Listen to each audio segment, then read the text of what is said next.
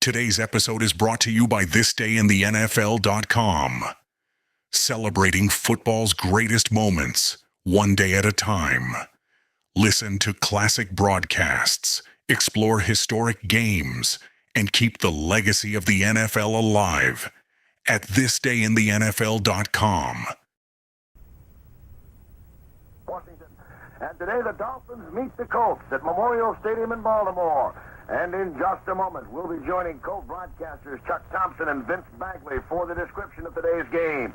A reminder, this broadcast is authorized under rights granted by the Dolphins, Colts, and the NFL, and is intended solely for the entertainment of the AFRTS listening audience.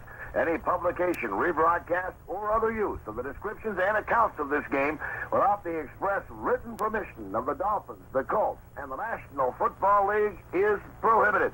And a titanic battle expected today. A win by the Baltimore Colts, the big surprise of the NFL this season, brings them into a tie with the Miami Dolphins for first place in the American Football Conference Eastern Division. Then all they need is a victory next week to cop the title. Let's go join Chuck Thompson at Memorial Stadium.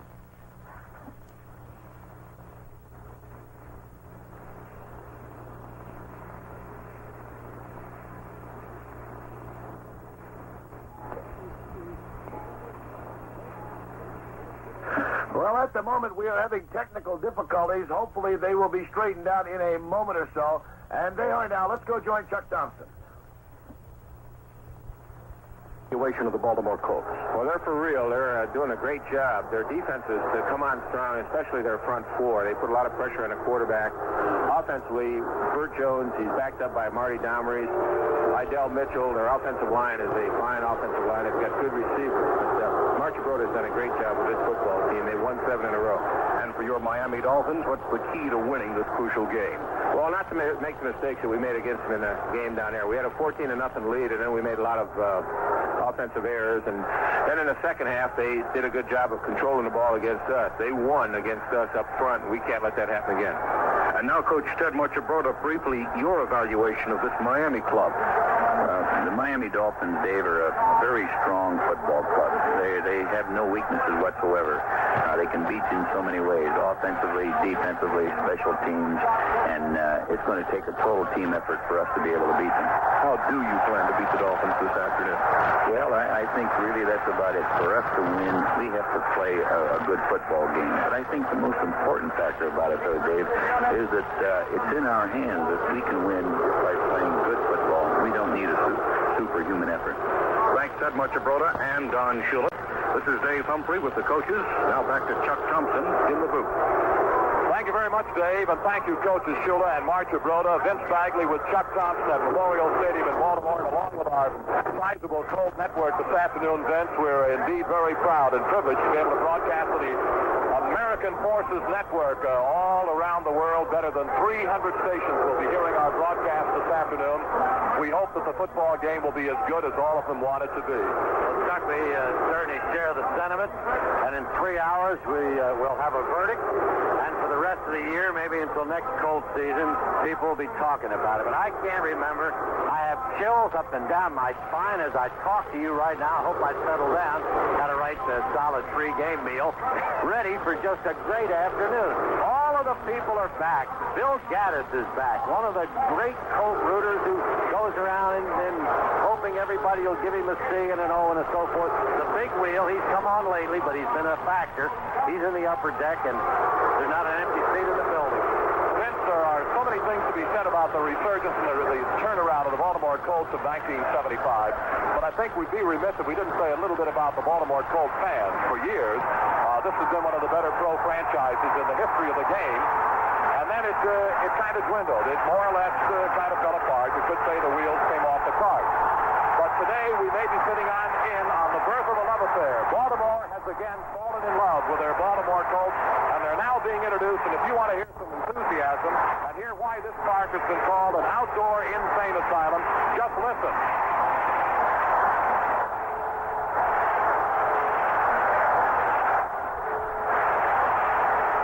The Baltimore Colts, young, very, very well coached, have come of age. This is not a fluke football team. They did not accidentally put together 7 games in a row victoriously.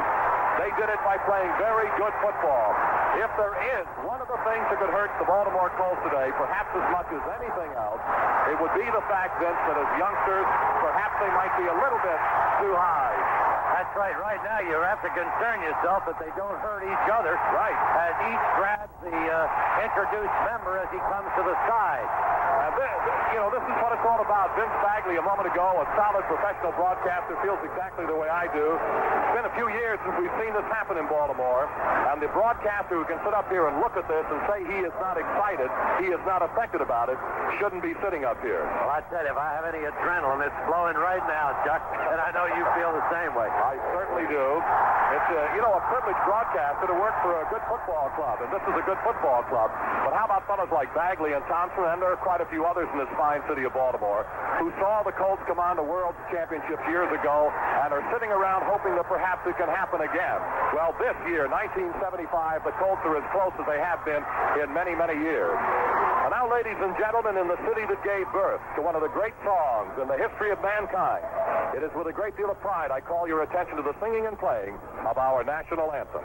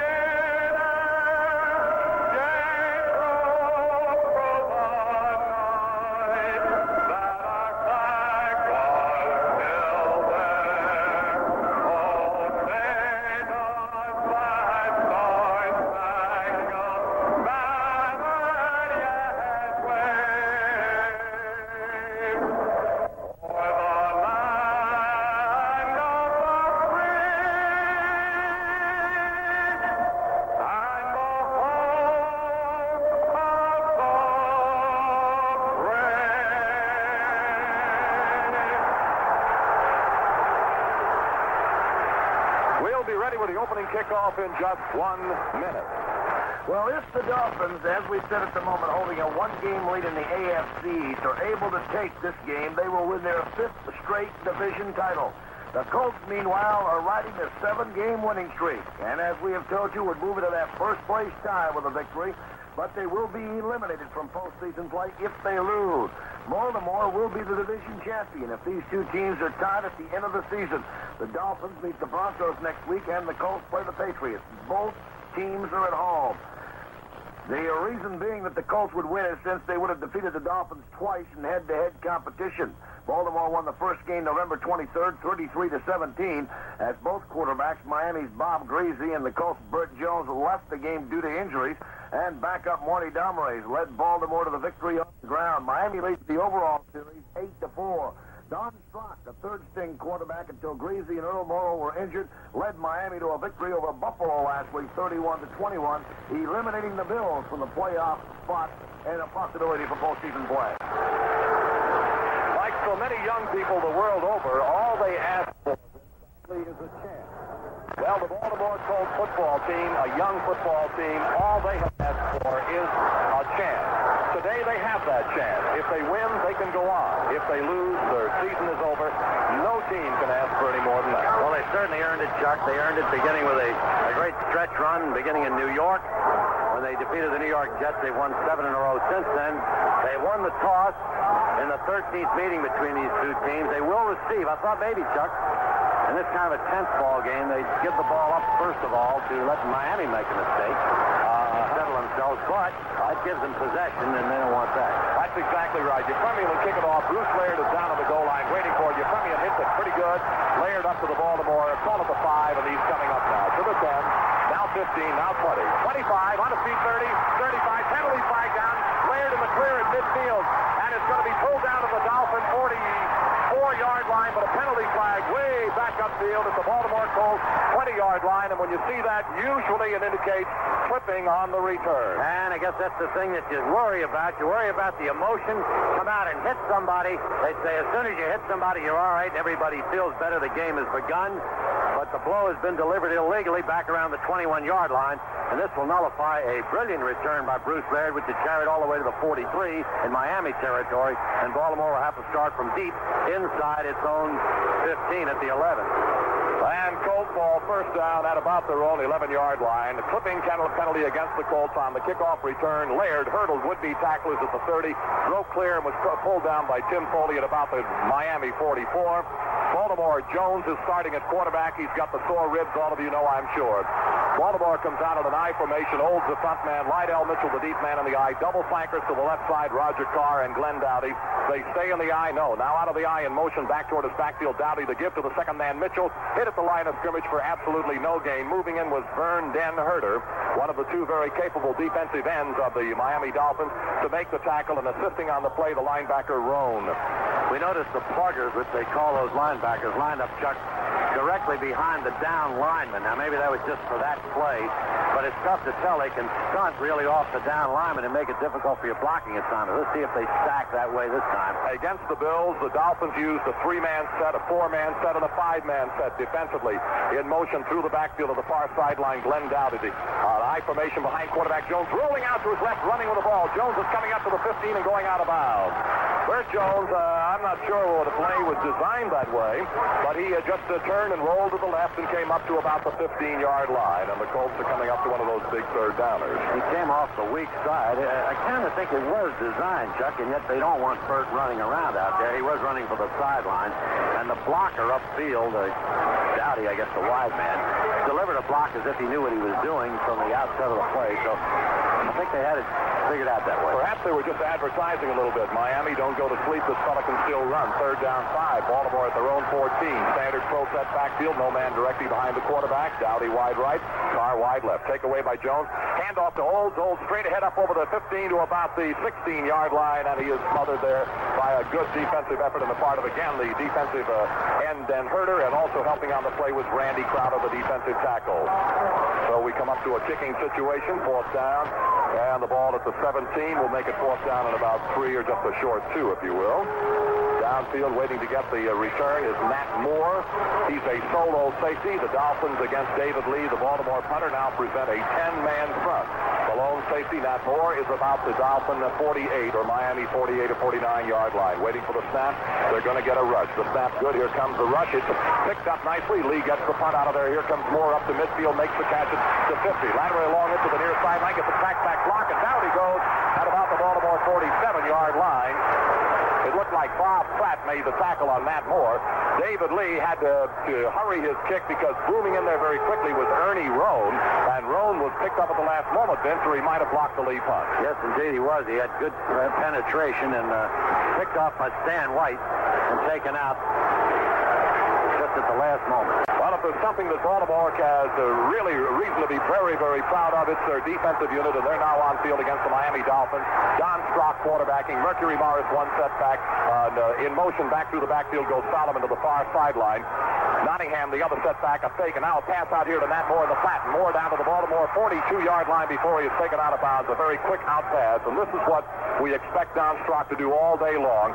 Very quick releases, shallow drop passes, quick outs. He threw 2 touchdown passes against Buffalo last week, 1 for 8 yards and the other for 1. That got 6 yards. It was a good play. It had the strength going away from the play where the ball was ultimately thrown, and almost isolated Moore against the Colts defenders and the cornerback. Second down 3 of the Baltimore 41, and that quick out. Twilley is wide to the left side. Nat Moore splits off on the right side. Here comes Twilley in motion through the Dolphin backfield to the near sideline. Strock yanks it away, fakes, hands off to Morris. Morris swinging around his own left end, waiting to get a block, ducks outside it, cuts down the far sideline, and it goes out of bounds around Baltimore's 37-yard line. A pretty good sweep by Mercury Morris.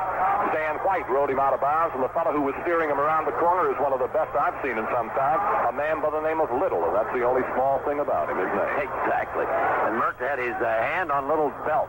You take me where you want me, and I'll follow you. And he did a good job. Vince, they're very close to first down yardage. The ball is spotted between the Baltimore 38 and 37. And and they're going to take the sticks from the near side to the far side and measure any part of the ball, and he's got that first down, and I don't know whether he picked it up or not. It's awfully close. They say no, he didn't get it.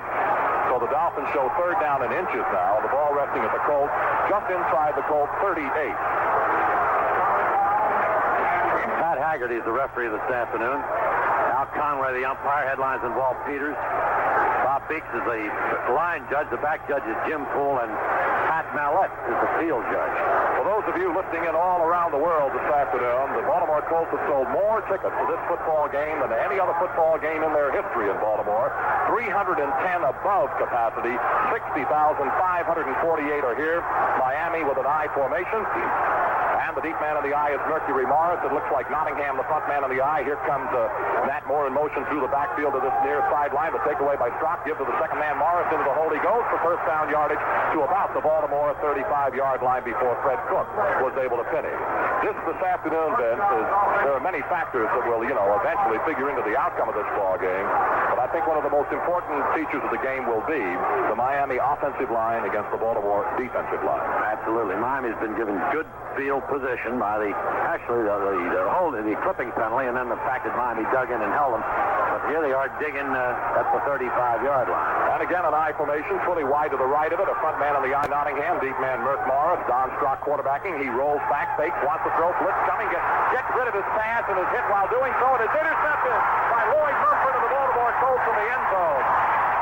Mumford intercepted what was intended for Colts.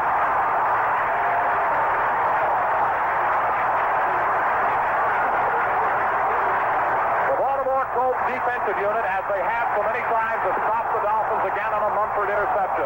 There's a break in the action. Let's pause now for this message. Well, this is the biggest game of the day, but there are others going on. And after one period of play, no score between San Francisco and Atlanta. However, in the second period, Nick Mickemeyer, a 22-yard field goal, and the Falcons now lead the 49ers 3-0. In the first period, Greg Pruitt ran 11 yards for a touchdown. Don Cockcroft, the extra point to put Cleveland on top of Kansas City after one 7-0. And in the second period, Don Cockcroft kicked a 27-yard field goal. It's 10-0 now. The Browns leading the Chiefs. After one period of play, no details. New Orleans leading the Giants by a score of 7-0. Also underway, but nothing to report on as yet. Buffalo and New England. Later on, St. Louis at Chicago. Green Bay will be at Los Angeles. Houston and Oakland. The Detroit Lions will entertain the Minnesota Vikings. And the Philadelphia Eagles will travel to Denver to do battle with the Broncos. But right now, the big defensive play is the Colts have done it so long, or so many times all year long, that interception by Lloyd Mumford, they now have it 1st and 10 on their own 20. Well, this afternoon's Colts-Dolphin game has a much bigger audience than the Baltimore Colts radio network. Joining us this afternoon is the American Forces Radio Network, 300 stations around the world. Our broadcast today goes to all of Europe, to Alaska, Greenland, Iceland, Japan, and the Far East. Welcome to all of the stations of the American Forces Network. First down, Baltimore 20, split backfield, no man directly behind Burt Jones, the quarterback. Double flankers wide left, Jones gives to Mitchell. Mitchell hits the right side and is able to get through for a couple of very short yards, maybe 2, perhaps 3 before he is snuffed out by, it looked like Ernie Roan, the linebacker on that side. So Mitchell's thrust to the right side carries for 3, second down and 7. The interception brought together two old teammates, Howard Trilley, who was a teammate of Lloyd Mumford, of course, when both were at Miami. That, incidentally, was Lloyd's 4th interception of the year, Vince, and the 24th Colt interception of the year. Second down, 7 at the 23, double flanks wide left, Dowdy and Carr. I formation, old front man, Lydell Mitchell, the second man of the eye. And Raymond Chester, tight end in the right end, through the backfield in motion to the other side goes Glenn Dowdy. The pitch back to Mitchell, a sweep of his right end, makes the cut up to the 25, hit and held shy of that 25-yard line. As the quick-acting and good defensive unit of the ball, the Miami Dolphins shut Lydell Mitchell off. Leading the tacklers was number 49, Charlie Babb, and they spot the football at about the 25, which means it's 3rd down and 5, and Don McCauley comes in to the Baltimore backfield. Coming out is Bill Old. The only Colt not suited up and able to play today is a very valuable member of the offensive unit, Roosevelt Leaks. Now Jones has a 3rd down 5 at his own 25 with Carr wide right, Dowdy wide left, split backfield, nobody behind the quarterback Jones. He's going to go back to throw. A straight drop set, looks, fires up the middle, caught by Raymond Chester at the Baltimore 35.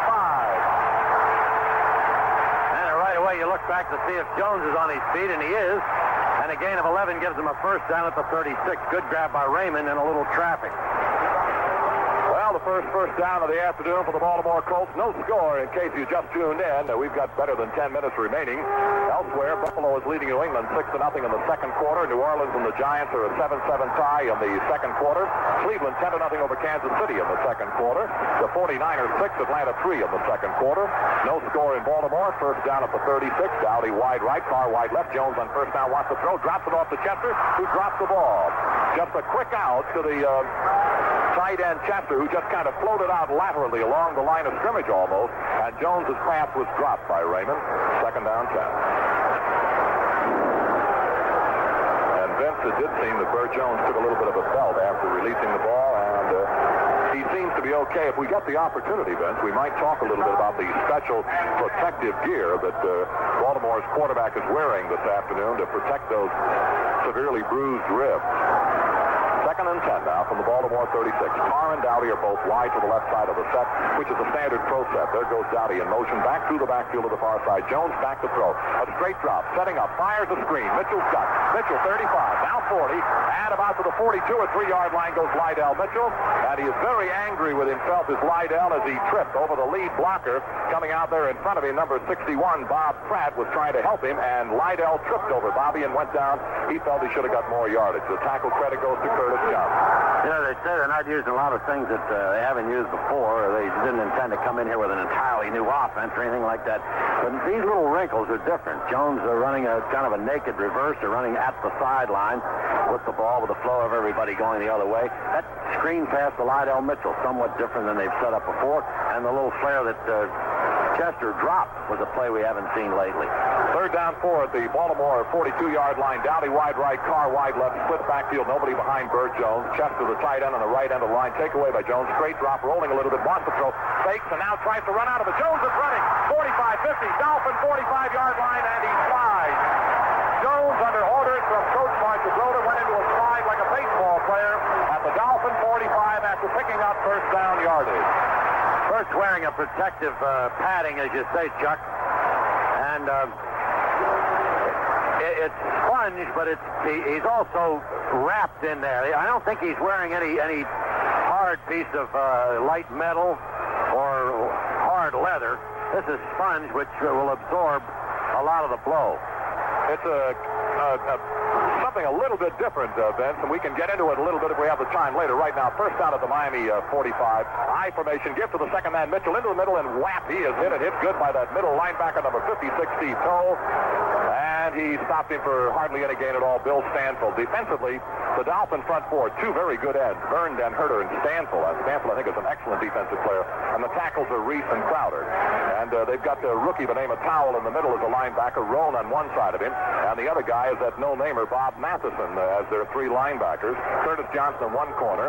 And I see they're playing Jarrett White on the other corner. Charlie Babb and Jake Scott are the safeties. Here comes Baltimore with a second down and 10 at the Dolphin 45.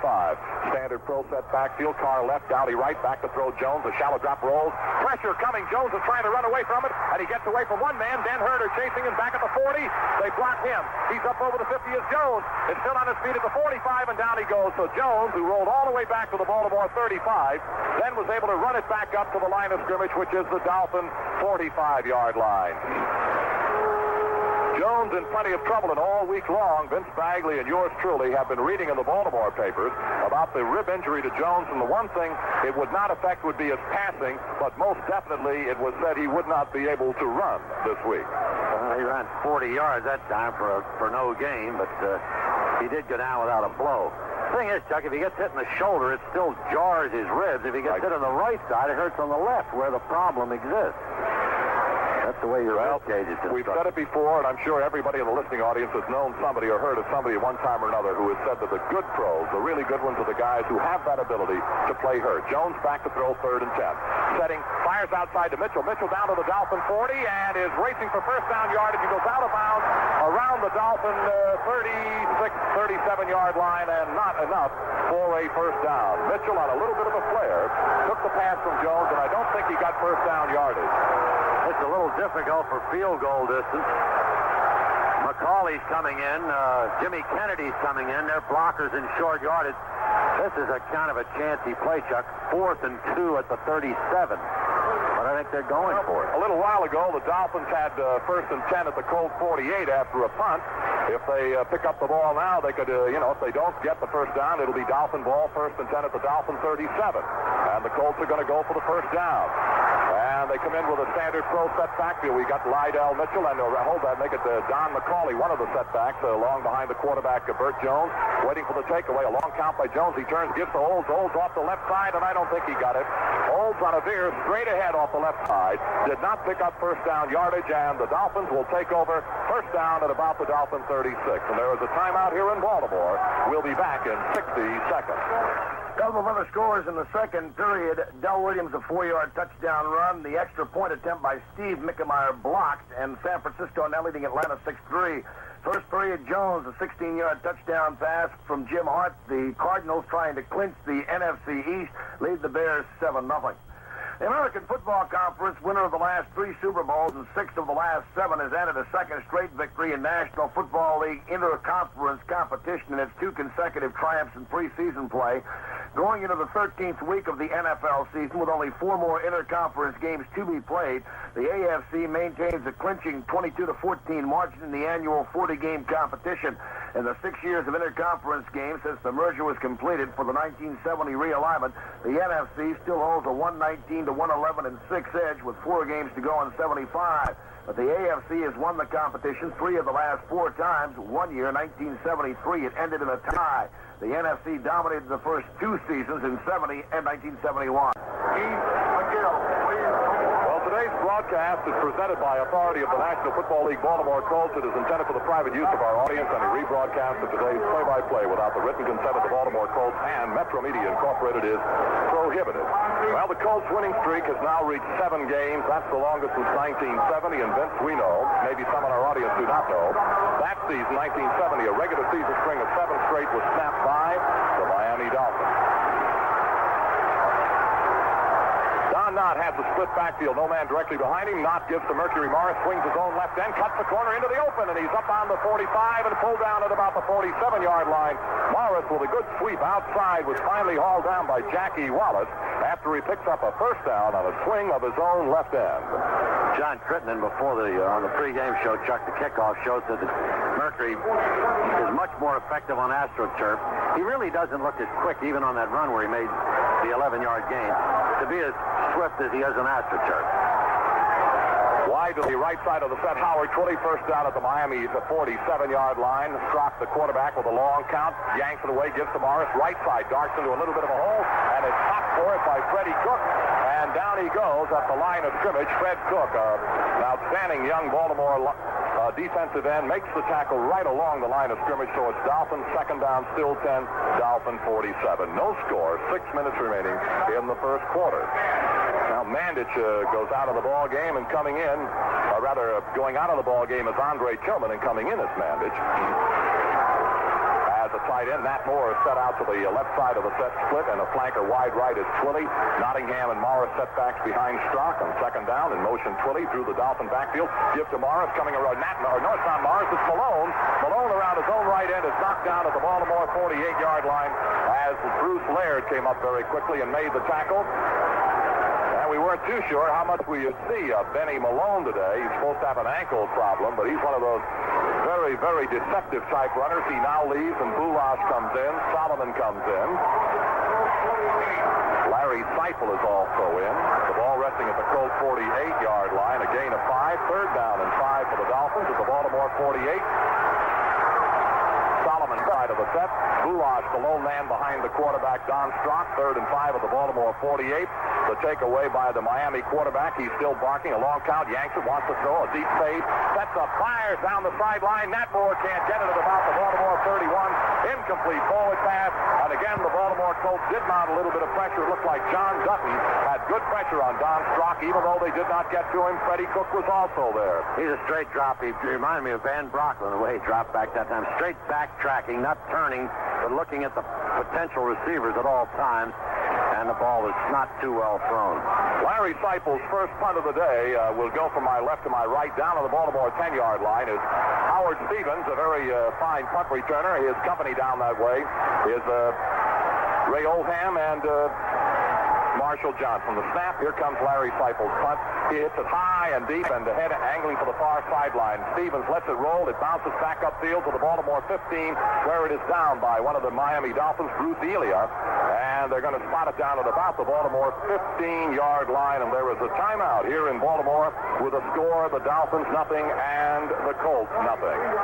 Another score at Atlanta. Alfred Jenkins has got a 20-yard touchdown pass from Steve Bartkowski, and now in the second period, the Falcons have moved back ahead of San Francisco 10-6.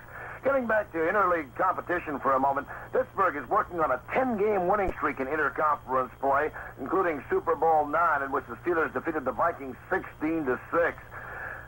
The Oakland Raiders also have a streak going against the NFC with 8 straight, starting with an October 7th, 1973 victory over the Cardinals. And unless they make the Super Bowl, they are finished with NFC competition for this season, having beating New Orleans, the Washington Redskins, and Atlanta in overtime.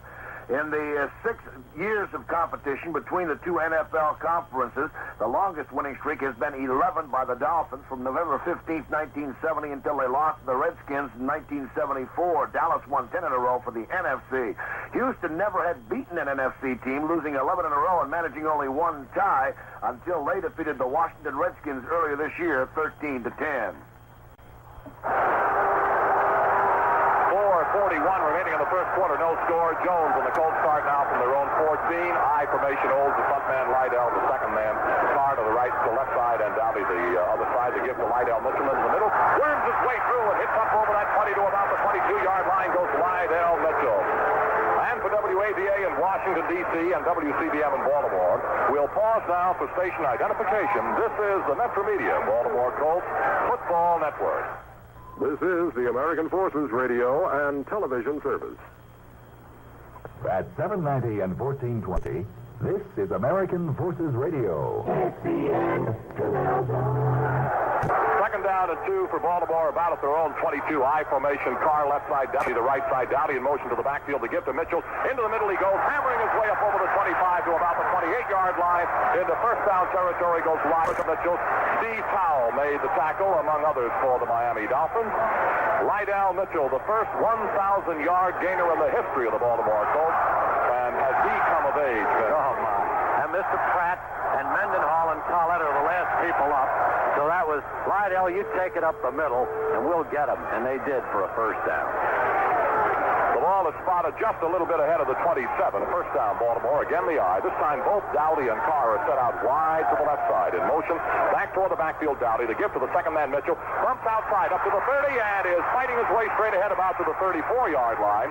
Lydell faked it inside, bounced outside, and runs it up to about the Baltimore 34-yard line. A good pickup of some 7, second down and 3.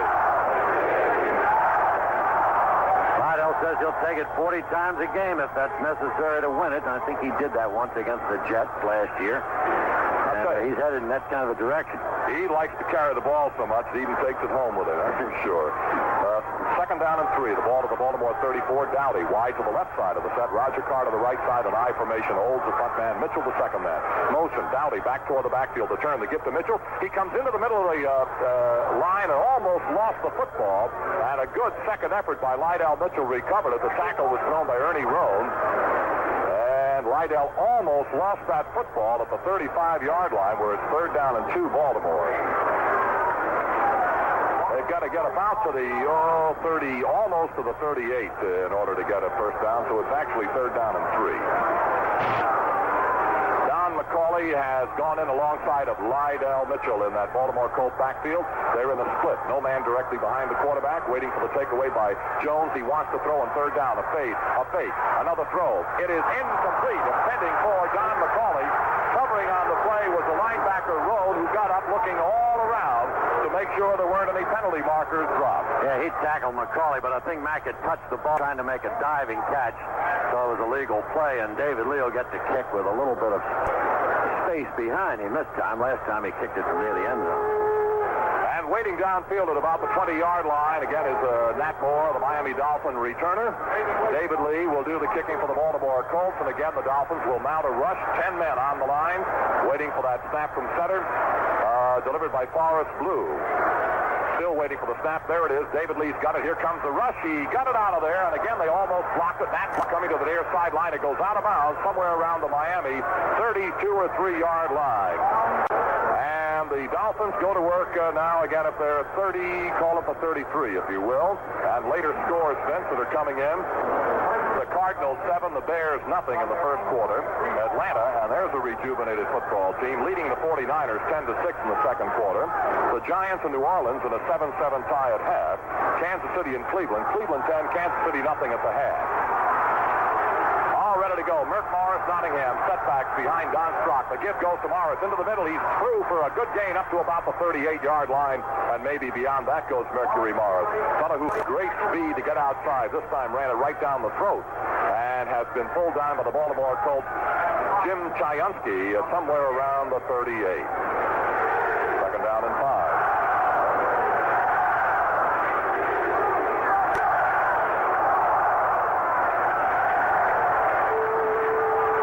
Nottingham and Morris in a split backfield behind quarterback Strock.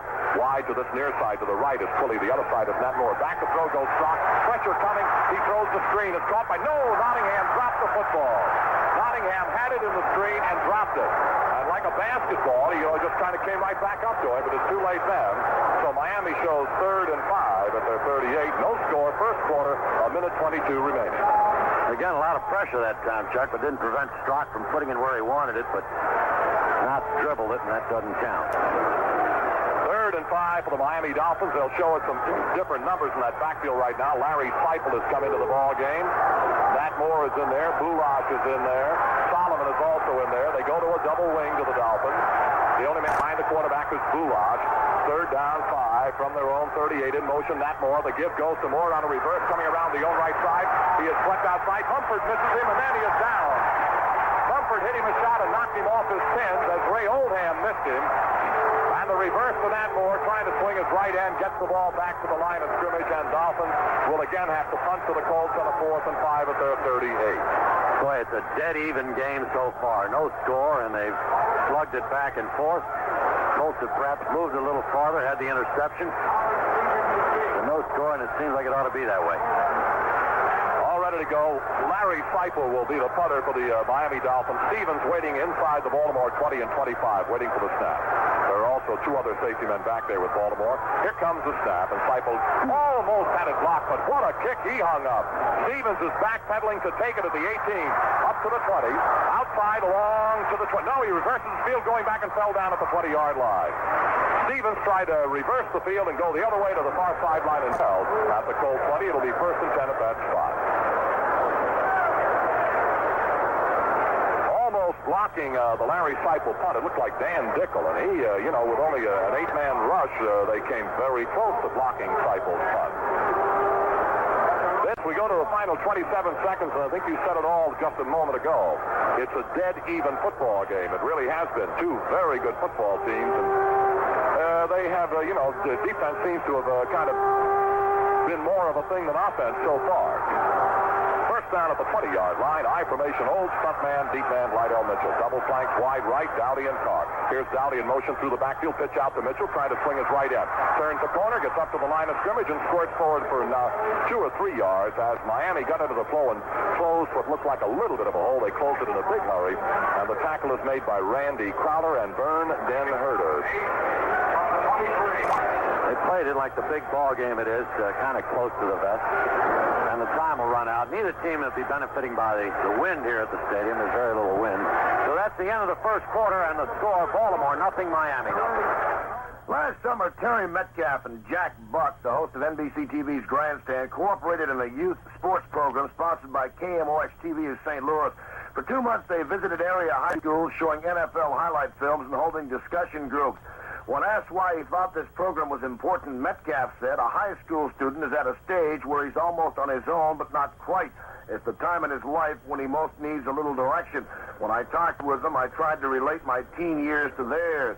I tried to offer them some motivation. I talked about attitude and the desire to improve oneself. Well, Mr. Metcalf is improving himself. With 2 games left, Terry is on the verge of setting a league record for combined net yardage.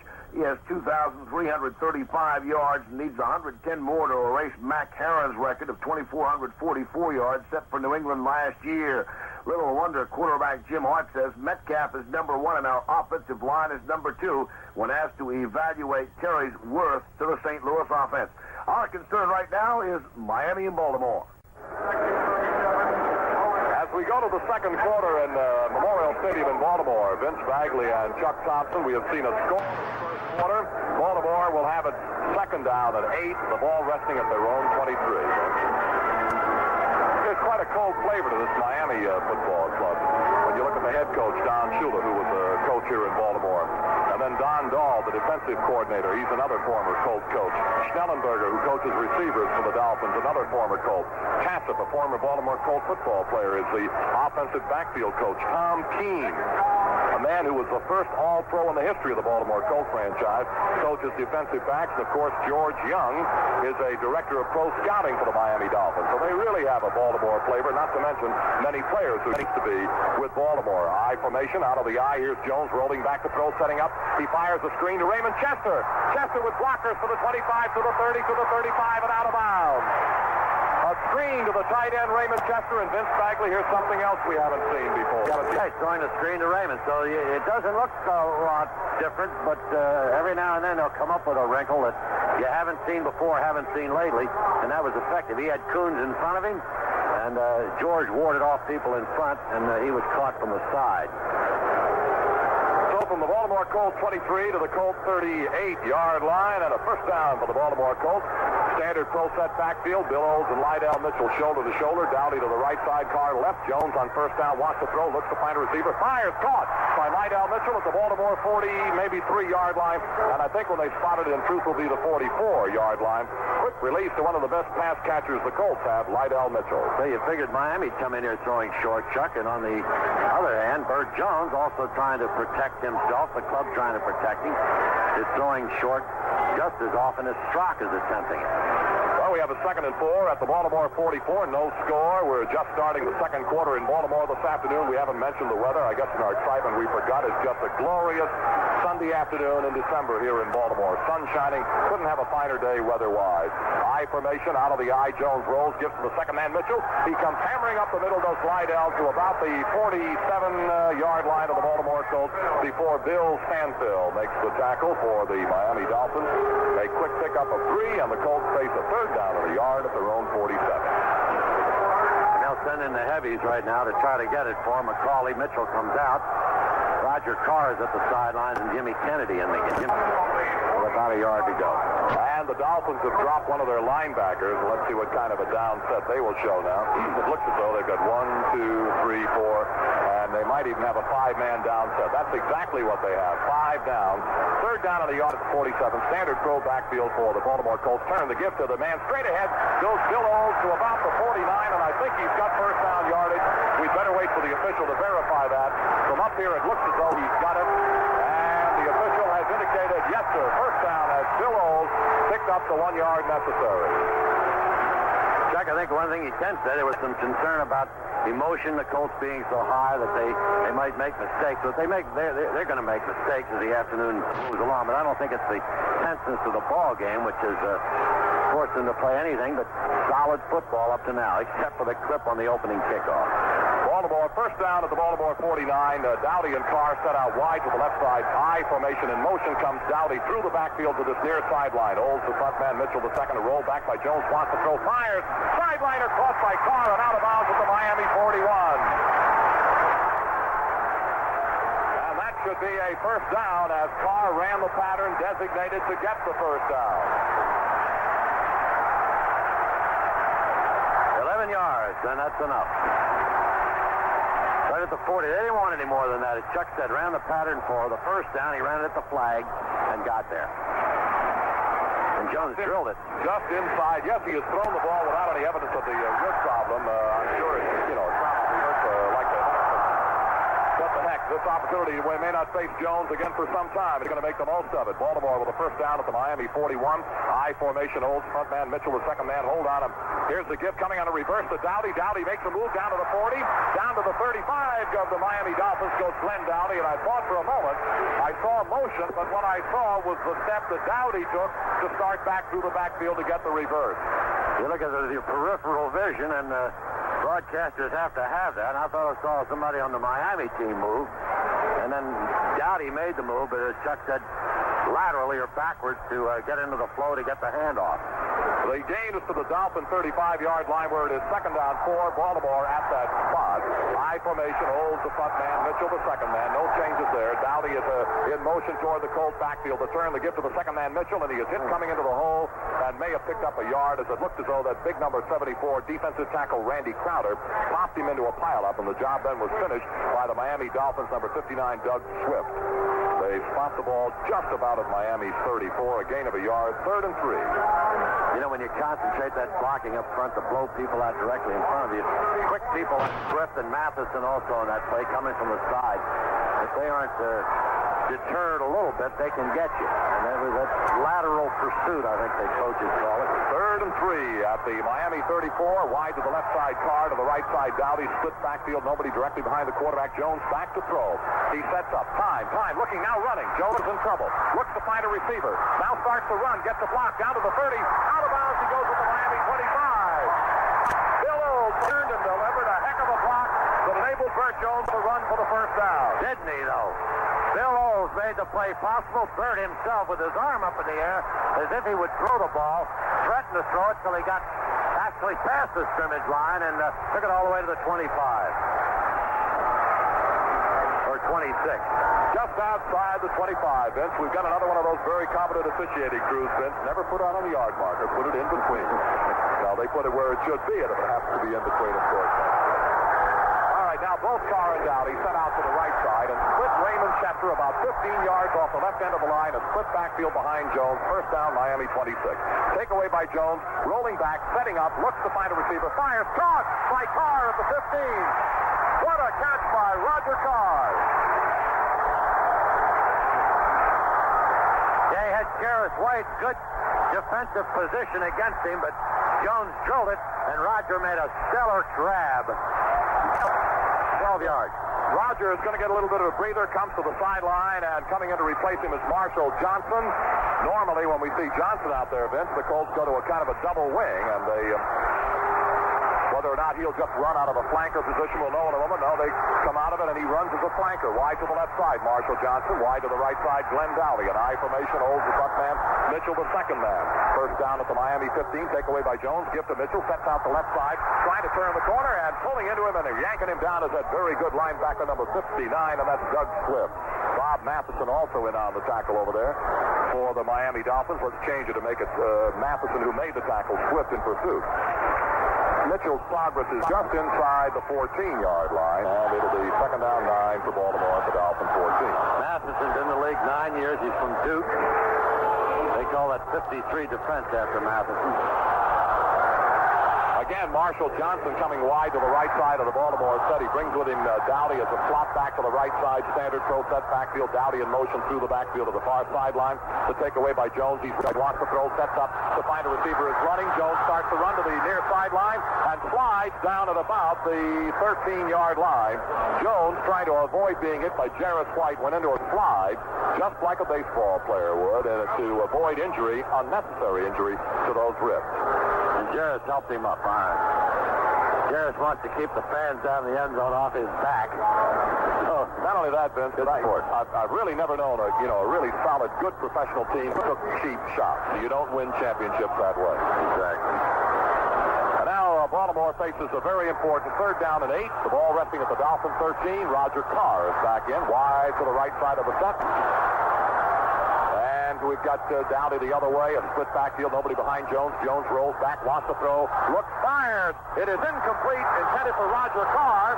And the official right on top of the play rules there was illegal contact made by Barry Hill, the defender, who hit Roger Carr before the ball got there. Carr never had a shot of making the catch, and there is no pass interference. The official ruled the hit was made in an effort to get to the football. Exactly, and that's the way it'll stand, and Tony Linhart is on now to attempt a field goal directly in the middle of the park, kicking into the closed end, and it'll be from about the 20-yard line, 19-yard line. 20-yard line, meaning a 30-yard kick, and he's 5 for 7 in this area, waiting for the snap to holder Marty Domre.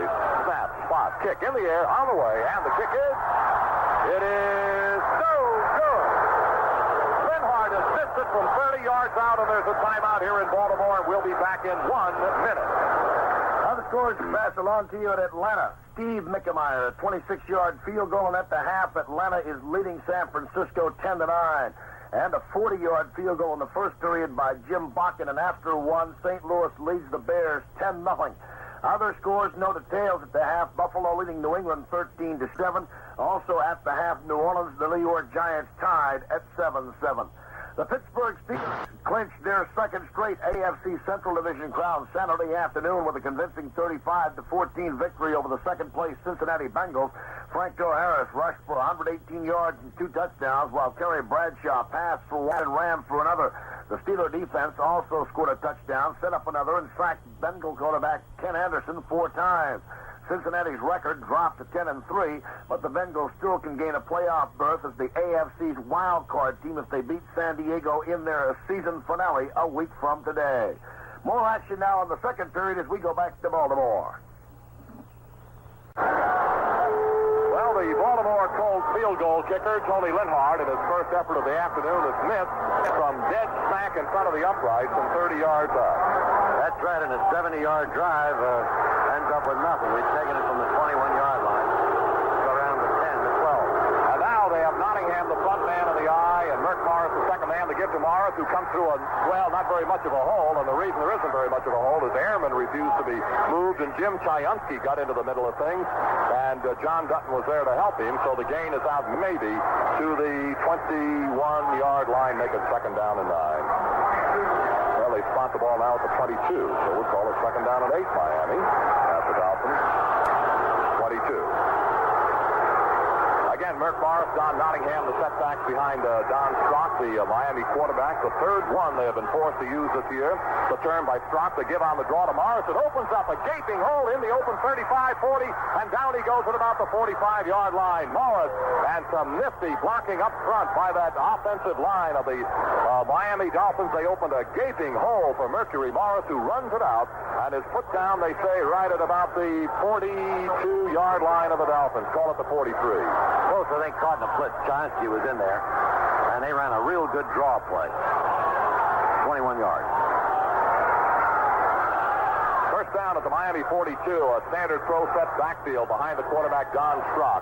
Waiting for the takeaway. Strock wants to throw. Shallow drop. Looks to find a receiver. Sideliner. It is caught and held over there by Matt Moore. Floyd Mumford delivered a good hit at about the 48-yard line of the Miami Dolphins, a gain of 5.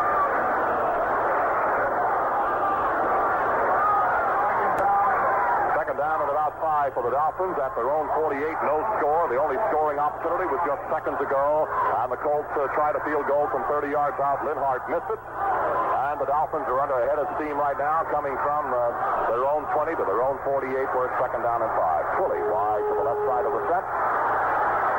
Split backfield, nobody behind the quarterback, Strock, waiting for the takeaway. Strock yanks it away, gives it to Nottingham, trying to swing to the right, turn the corner, and flat. He got it, and got it good, as it looked like Freddie Cook was there to make a very good tackle of the tough-running little Don Nottingham, just out at the 48-yard line. So we'll come up to a third down and still about 5 at the Miami 48. These are the situations that Bob Greasy was so proficient. Third down when you had to throw the ball. More than likely they'll throw here, or maybe run a draw again, but Jock hasn't proven this phase of his game yet. One of the things that Greasy could do in this kind of a situation was that staggered and stuttered cadence count that would really, really help. And now as Miami comes on the ball, Langer, the center, says, hold on a minute. The general says, I'd like to have a clean football if you don't mind, and they're going to bring it in for him. Meantime, we've got Larry Seipel in there as a running back for the Dolphins alongside of Boulash. Both of these are very good pass catchers. Twilly is wide to the left side of the set. Matt Moore wide to the right side. 3rd down and 5 at the Miami 48, a passing down.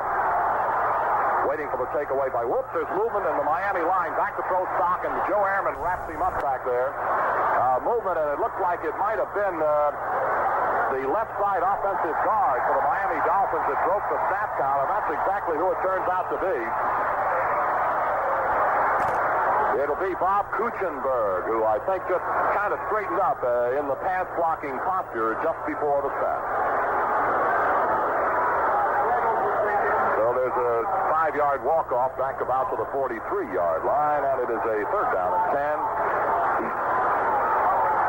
Well, actually a short 10. And here comes Solomon out wide to the left side of the set. Matt Moore wide to the right side.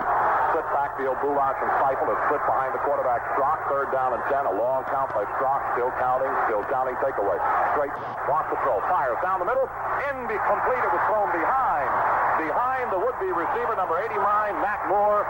The ball may have stayed, or it may have been poorly thrown. I'm not in a position to say. So Baltimore perhaps taking over a little bit of the momentum of the game in a scoreless game. If you had to give a decision, if this were a fight, Baltimore might be ahead on points, but they're not ahead on points on the scoreboard. There isn't any, and Seipel now kicks to Stevens down around the 20. Larry Seipel, not only a good distance kicker, but his hang time is remarkable. Stevens is waiting between the Baltimore 15 and 20. No score in the second quarter. 6:21 remaining. Waiting for that snap from center. A long count. Now the snap. Here comes Seipel. Penalty marker drops. Here's the punt coming up toward it is Stevens. Stevens gets it at the 20 and is peeled by the first man downfield, number 44, and that is Barry Hill of the Miami Dolphins, who made the tackle at the Baltimore 21. And I thought I saw a flag go down back upfield, but apparently I did not. No, I think you did, Chuck. Yes, it was. Offside. They have picked it up already. Miami offsides, apparently, and Baltimore might want this one over. And yet, I don't think so. They're going to take it at the 21-yard line. What you see is what you got. And that's exactly the way the Colts are playing it right now. There is a break in the action. Let's pause now for this message. Dallas's youthful defense shut down Washington's over-the-hill gang Saturday, and quarterback Roger Staubach survived the shot in the ribs to direct the Cowboys to a 31-10 decision over their most hated rivals and earn a ticket to the NFL playoffs. The Redskin loss removed all hope of Washington continuing in the Super Bowl chase, the first time that has happened since George Allen took over the club in 1971. Staubach, who has a history of bad performances against the rival Redskins, completed only 2 of 10 passes in the opening half. But after suffering a blow that almost put him out of the game late in the first half, came back to direct 2 long scoring drives in the second half to put the game out of reach. The Cowboy defense, meanwhile, was throttling one Redskin effort after another, and finally sent Washington quarterback Billy Kilmer to the bench with an injured right shoulder early in the final period. The Dallas defense, stung for 28 points in the opening half last week against St. Louis, had the final moment of glory, with Charlie Waters intercepting a Randy Johnson pass and dashing 20 yards for a score. Scoreless game, 6:14 to go in the second period. Don't forget the locker room report after the game. We'll announce the outstanding Colts defensively and offensive players of the game, and both Colts received gift certificates from Hamburg. Hamburg, you're going to... All right, Vince, double flankers to the left side at the moment. Carr is set out there, and in the slot left is Dowdy. Split backfield, nobody behind the quarterback, Jones, and here's the turn, the gift to Mitchell. Mitchell comes on a slant straight ahead to about the 24-yard line, where that real good Miami defense, led this time by defensive end Bill Stanfill, stand him up just about at the 25-yard line. A gain of 4, second down and 6. Time remaining better than 5 minutes, 5:57 remaining in the first half. The Miami Dolphins nothing, the Baltimore Colts nothing. It's been, kind of a tough football game, and the offensive units have been dominated by the defensive units so far today. I formation by Baltimore. Front man Olds, deep man Lydell Mitchell. Takeaway by Jones. Give to the second man. Mitchell get hit coming into the hole, and he is able to get forward another yard, maybe to the 26-yard line. Hanging all over him is linebacker Toll, the middle man. And Bob Matheson was also in there on the tackle. They spot it just about at the Baltimore 26. Third down and 5. Matheson's been tough, hasn't he? Oh, he is. And Toll, there have been some comments in the Baltimore papers about they ran at Toll effectively the last time. He has to read that, and this makes Steve a little more aggressive today. Well, when the official spotted the football, Vince, he put it right back on the 25, so it's third down and 6 now. A split backfield, nobody behind the quarterback. We've got Carr wide left out, to the right side. Chester, the tight end, on the right end of the line. Back to throw goes Jones. Here comes some pressure. He looks, rolls out of it to his right. Jones is running, looking to find a receiver. Fires upfield, and it's caught by Glenn Dowdy on a peel back at about the 38-yard line. Dowdy came back on Jarrett White and beat him to the ball. When your quarterback is in trouble, go back home and help him. And that's a law of the jungle, and that's exactly what Glenn Dowdy did. Super play. Burt might have taken a chance on beating Toe, who was coming over to meet him at the sideline. But that was a good decision to throw the ball, and Glenn's move coming back to get it made it possible. Good receivers I've seen down through the years, Vince, always do that. When their quarterback gets in trouble, you'll always find him, for the most part, breaking the pass route and trying to come back and help him out a little bit. All ready to go. First down at the 38 of the Baltimore Colts. Standard pro set backfield. Here's Jones taken away, and first down, wants to throw. Looks to find a receiver set. Firing deep. Here comes Dowdy on the takeoff. And it's incomplete and out of bounds down around the Miami 20-yard line. Dowdy had his man by a couple of steps. Jones threw the ball the way it should have been thrown. More to the sideline than into the playing area, and it carried out of bounds.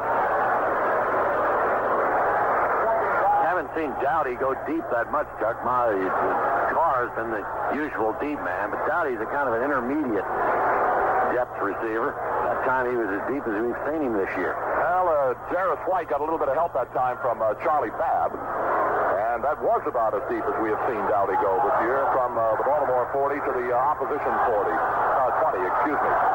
Second down and 10, split backfield, nobody behind Jones. Take away, no fake, wants to throw. Jones is back setting. Fires down the middle, it's over the head of the intended receiver, Raymond Chester. Jones just burned the ball, and it sailed and went over the Raymond's head, so we come up to a third down and 10, Baltimore at their own 38. Showing a lot of respect for Miami's defense up front, but it's been tough running for Lydell this afternoon. Have you had a chance, Vince, to watch on the passing plays the work of George Kuntz against that defensive end, Vern Den Herter? Yes, I have. There's not good pros really doing it. Right, not specifically, Chuck, but the whole line is giving Burt a lot of time. Good protection. All ready to go. Third down and 10 at the 38. Split backfield now. This passing down. Let's see what Jones and the Colts do about it. McCauley is on the backfield. Back to throw Jones. A shallow drop. Look out. Pressure. He ducks him. And Stanfield catches him from behind, and down he goes at about the Baltimore 33. If one doesn't get you, the other will. The first pressure was presented by number 74, Randy Crowder. Jones ducked him and got out of there, and then Stanfield caught him from behind, and Jones is perfectly all right. As he comes to the sideline, Baltimore now is in a punting situation with a fourth down at about 15. Punt returner this time is Nat Moore, and he's back at the Miami 20-yard line. Again, the Dolphins put 10 men up front. They have, every time David Lee has punted, they have had a 10-man rush. Waiting for the snap. It's okay. Here comes the rush, and David gets a heck of a good kick away. Deep to Nat Moore, waiting at about the 23. Along the 25 to the outside, and up the sideline, and out of bounds he goes, and the tackle was made by number 55, Dan Dickel of the Baltimore Colts, somewhere around the 28-yard line. Timeout here in Baltimore with a score. The Colts, nothing. The Dolphins, nothing. Sophomore running back Larry Collins scored 2 touchdowns as Texas A&I University defeated Salem College of West Virginia 37-0 in the 20th annual NAIA Championship Bowl. The victory in Gainesville, Texas was the 26th consecutive win for the Javelinas and gave them their 5th NAIA crown. Texas A&I finished with an unblemished 12-0 mark, while Salem fell to 11-1 on the season. The Javelinas scored 3 times in the opening half against the usually tough defense of the Tigers. In 11 games, Salem had allowed only a total of 19 points in the first half. Meanwhile, at Sacramento, California, Northern Michigan running back Randy Ari ran 68 yards for a touchdown on the first play from scrimmage of the second half Saturday. giving the Wildcats a 16-14 victory over Western Kentucky in the NCAA Division II championship in the Camellia Bowl. Ari, who carried 11 carries for 111 yards, took the handoff from quarterback Steve Mariucci and appeared tackled at the line of scrimmage, but he broke through and ran unhampered into the end zone.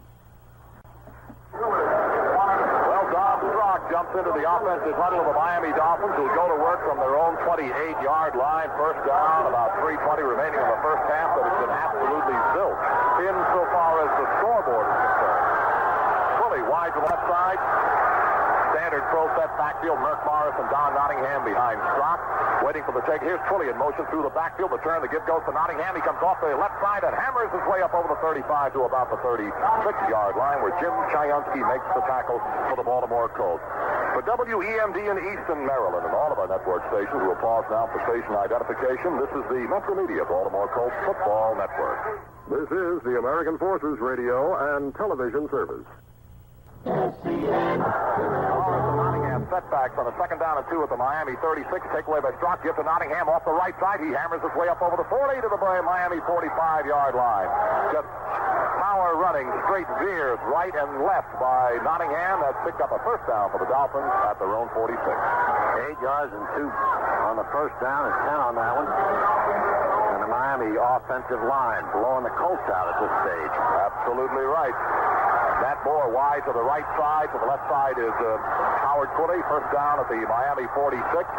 Strock looking over the Colts defensive unit. The rookie quarterback yanks it away. A shallow drop, wants to throw, fires quickly. He's got Matt Moore open at the Baltimore 40, to the Baltimore 35, down to the 30-yard line. Still on his feet, and down he goes at about the 30-yard line. The tackle made by Jackie Wallace. Matt Moore on a very quick in pattern made a good catch and an equally fine run. Miami first down at the Baltimore 30. There's the 2-minute warning with a score. The Colts nothing and Miami nothing. We'll be back in 60 seconds.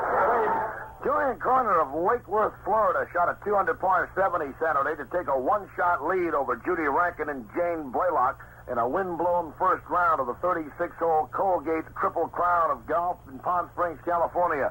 Mrs. Connor had 3 birdies and a single bogey for her total of that 70 over a 6,511-yard Mission Hills Country Club course, the site of the Dinah Shore Winners Circle LPGA event held annually in April.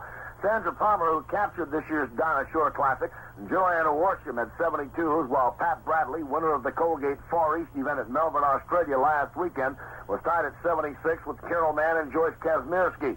Japan's Cheiko Higuchi was dead last in the field of 9 ladies. She had a 77. The Phoenix Roadrunners of the National Hockey League announced Saturday they have traded winger Peter McAmey to the San Diego Mariners for forward Dave Walter in a straight player transaction. With 2 minutes remaining first half, by far the deepest Miami penetration of the day. First down, Baltimore 30-yard line. And here come the Dolphins, and that Colts defense is really hard pressed now to get the job done. Morris and Nottingham setbacks behind Strock, waiting for the Miami quarterback takeaway. Fakes hands off to Morris, swinging around his own right end, makes the cut, and gets hit by Tom McLeod, and down he goes at about the 33-yard line. McLeod, the Colt linebacker, did a very good job penetrating, and then, as he always does, a one-on-one tackle for a loss of 3. He might be the best on the club at that phase, Chuck, one-on-one tackling. The Miami club threatening, as you said, the deepest they've been. Baltimore doesn't have the benefit of its crowd to help them in the open end. It's much more penetrating, the noise, when you get in the closed end. Again, Morris and Nottingham in a split backfield. Nobody directly behind the quarterback. 2nd and 13 at the Baltimore 33 right now, waiting for Strock's takeaway. He yanks without a foul. An inside handoff to Nottingham. Cuts the middle and fell down coming across the 30 and managed to pull his way to about the 28-yard line. Stan White held him there. Nottingham seemed to trip and pitch forward and is spotted. The ball is spotted just about at the 29. Jim Chiansky made the tackle. Miami takes 3rd and 9. Timeout, Chuck. The first they've taken with 1:08 to go. Strock, I wouldn't imagine, is quite as proficient at using the clock as Greasy, who's one of the best in that business. Well, one of the things that we asked ourselves before today's ball game was whether or not the Baltimore Colts defensive front four that leads the National Football League in sacks with 55 would be able to make their presence felt against this rookie quarterback, Don Strock. Well, the answer is a very definite no. They have not yet been able to penetrate the offensive unit of the Miami Dolphins. The offensive line has more than contained the rush of the Baltimore Colts front four. They have right, Chuck. Mostly he's been throwing short. The one time he threw long, it was picked off by Lloyd Mumford, so we did get some pressure that time, but they haven't been close to a sack. And the 6 or 7 times that he has thrown the ball. Seven attempts and 3 completions and no sacks. When play is resumed, we've got a third down and about 9. The ball resting, well, they put the ball down at the 28-yard line, so it's third down and 8. And the ball at the Baltimore Colts 28-yard line. And we've got Ray Oldham on field. Middle linebacker Chayunsky is off. 5 defensive backs are on field. They come out into a passing formation, a double wing. The only man behind the quarterback, Bulash, waiting for Strock to take away from Miami. He's got, rolls back, wants to throw, flag dropped on the play, rolling to the right, Strock looking, now firing into the end zone, that ball is there, and it is an incomplete pass. He is out of the end zone. They rule he is out of the end zone when he caught the ball, and a penalty flag has also been dropped, and we'll see what this is all about. Chuck, that was a rather superb catch by Moore. Unfortunately out. I thought he had gotten his hands down, but Miami was illegally in motion prior to the snap, so he can't feel too bad about that. And he's practiced the dragging of the feet, as Mr. Moore, and he made an excellent grab. But the official right down there on the end line, just, right on top of the play, perfectly positioned, said, no catch, you're out. And the Colts declined the penalty, and it brings up 4th down and 8 from the 28, and let's see who's on field for it. It'll Yepremian. Garrow is on to try it. It'll be kicked from the 35, which means it's a 45-yard effort, and he is excellent, just excellent from these distances. Waiting for the snap, rifle the holder, pop, kick in the air on the way, and let's see whether it's good or not. No, it looks like he missed it. It came out wide to the left. The throw from the 45-yard field goal effort by Yepremian is wide to the left side of the upright. And these two good football teams, Vince, just keep hammering away without a score with only 55 seconds left in the half.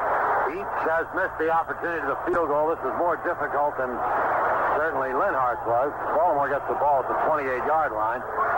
John Crittenden told me before the game, Chuck, that Garrow psyched himself up. He doesn't like dirt fields off which to kick. But I'll tell you the truth, the field out there doesn't have much grass on it, so he didn't stub his foot going through it.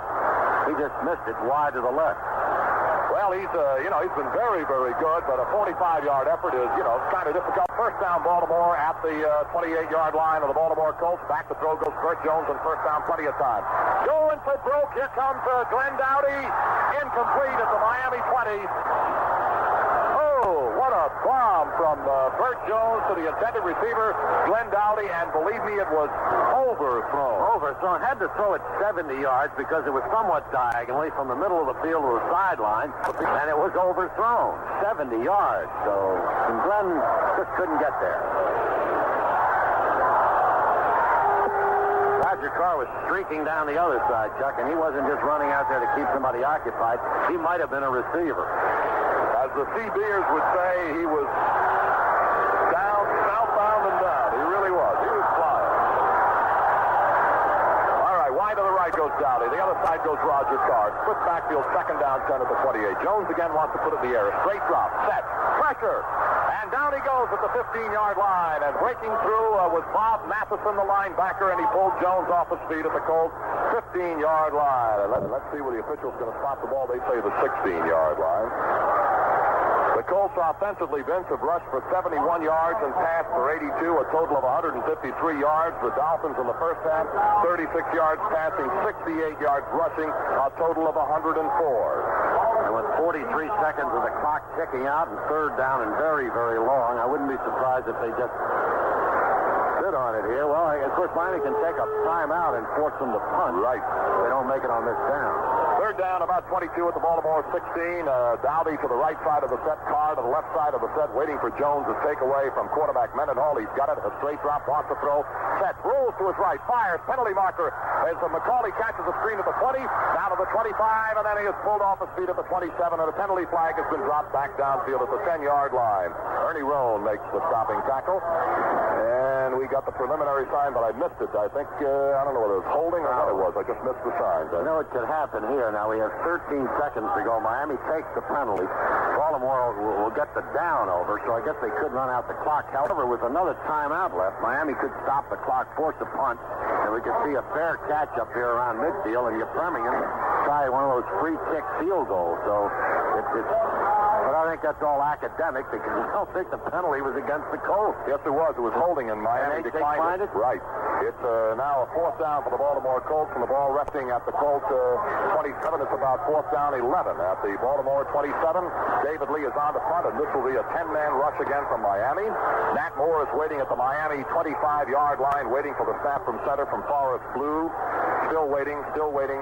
There's the snap. Perfect. Here comes the kick. They've got two men in, and they block it. They block it, and it's going to be caught and batted upfield by one of the Baltimore Colts. They roll it and let it roll to the Miami 46, and then they down it. Now they're calling the penalty flag is dropped. I'll tell you, Chuck, they're going to get a field goal shot, I believe, with 3 seconds. It has to be a penalty against the Colts. Stan White batted the ball as it was. The kick was partially blocked, and but it continued upfield past the scrimmage line. Illegally batting the football, and, White tried to make it look as though he fumbled the ball, and his play acting was not, but Vern Den-Herder blocked the punt for the Miami Dolphins. And the penalty flags are dropped along the 32. With 3 seconds left, Miami is definitely going to get. Well, let's see. Will they take it as it is? No, they can't. We'll wait and see where they spot that football. It's right now resting along the 32-yard line. Yepremian is on field. Shula is hollering from the sideline. 3 seconds on the stadium clock. Now, if they get a penalty from the spot of the violation, I haven't seen this one, not this year. They could move the ball closer to the goal line with 3 seconds. There's plenty of time to kick, but Yepremian is now going off the field. Now, let's see what the official marks there. Illegal procedure against Baltimore declined. The Dolphins take the football, and it will be at the 32-yard line of the Baltimore Colts. And Yepremian's coming back in. And we'll have the field goal effort from Garo Yepremian. And it will be somewhere in the vicinity of 48 yards. It'll be spotted at along about the 37, 38-yard line. He's 1 for 1 between 40 and 50. He is 6 for 6 between 30 and 40, and 5 for 5 between 20 and 30. They're going to march off to more yardage, so it's not going to be this long. See, I thought they declined 15 yards. This is really going to hurt. Now he's right in the middle of the goal post, and he'll have about a 20, 35 yarder. Oh, well, I thought they declined it. Now, if they declined it, that means that we punt it again. If they decline the penalty, Baltimore, if they accept the penalty, Baltimore will kick again. If they decline the penalty, I think if they decline the penalty, the Colts will have to kick it again. We don't have a kicker in there. Illegal procedure against the Colts of batting the ball. That's what Pat Haggerty is indicating up this way. He's the referee. But Miami has Yepremian in, and they're going to try a field goal from the 25-yard line. Well, now, here is that the Colts are penalized, and apparently it's a loss of... I'm a little bit confused about this. The call was made after the kick. In other words... Here's a 35-yard field goal effort by Yepremian. Spot, kick, in the air, on the way, and it is no good. So maybe he can't kick off dirt. He didn't that time. Please believe it. Vince, did you get an interpretation of that penalty? Yes, it was batting the ball, which is illegal. In other words, the block, the illegal procedure was for batting the ball. And therefore they had no choice but to accept the penalty. They couldn't decline it. Right. That's the end of the first half with the score. The Baltimore Colts nothing, the Miami Dolphins nothing. We'll have more in 1 minute. Well, one of the things that you don't see that often often in professional football today. We have seen here in Baltimore and the Dolphins and the Colts in a scoreless first half. The only really scoring opportunities either club had were field goal efforts, and two of the three field goals that have been missed in this first half were certainly very makeable, particularly when you think of a fellow like Garo Yepremian, who has made some, astonishing kicks in his career with the Miami Dolphins. He has missed two, one from 25, one from 45, and the Colts, Tony Linhart, has missed one from 30. And Baltimore with Linhart will kick it off. Down on the goal line, Matt Moore, and also Hubert Ginn, waiting for Linhart to reach that football. He's up on the ball, hits it, and he's hit it good. Deep toward the Miami goal line, waiting for it is Matt Moore up to the 10, now the 15 to the 20. Great wedge, 25, outside 30, up to the 32, and out of bounds he goes. Spun out there by the Baltimore Colts, Dave Pear. And for WCBM in Baltimore and WAMD in Aberdeen, Maryland, we'll pause now for station identification. This is the Metro Media Baltimore Colts Football Network. This is the American Forces Radio and Television Service. SCN to their zone.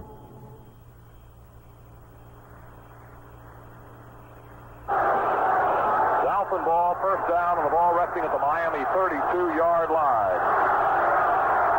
Strock is again quarterbacking the turn. The give goes to Morris into the middle. He knifes his way straight ahead up over the 35 to about the 37-yard line, and just good sheer straight ahead power from the Miami Dolphins before John Dutton is able to pull him down somewhere around the 37. Mercury Morris, one of the more celebrated outside runners in the National Football League, doing a good bit of running right down the middle here against the Baltimore Colts. The second down and 5. The Dolphins have done this with alarming regularity today. At a first and 10, run it and come up second and 5 as they are right now. Nottingham and Morris set back behind the quarterback, Don Strock. In motion, Twilley. The give goes to Nottingham. Coming outside, shakes off one tackler and gets backed up at about the 40-yard line, maybe the 41-yard line. Bruce Laird, among other guys like Stan White in there on the hit.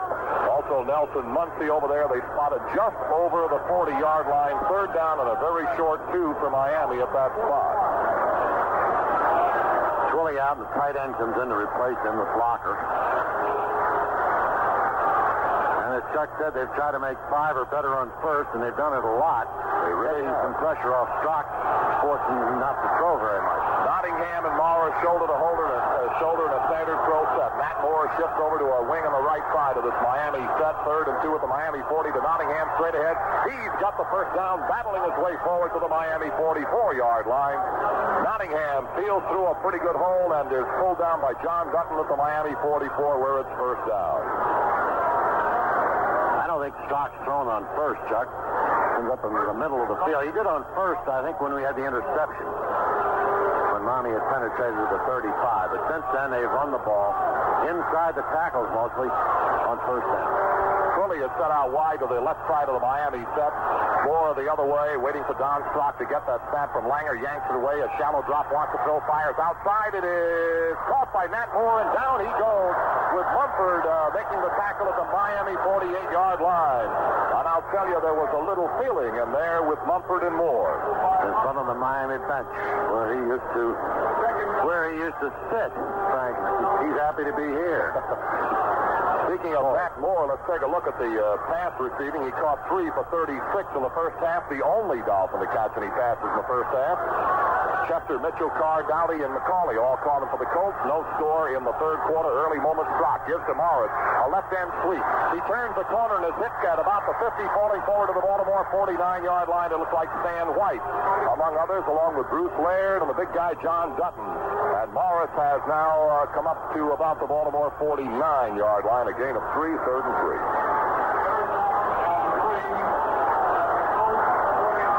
Twilley is now going to the sideline. And they'll probably offer that double tight end offense.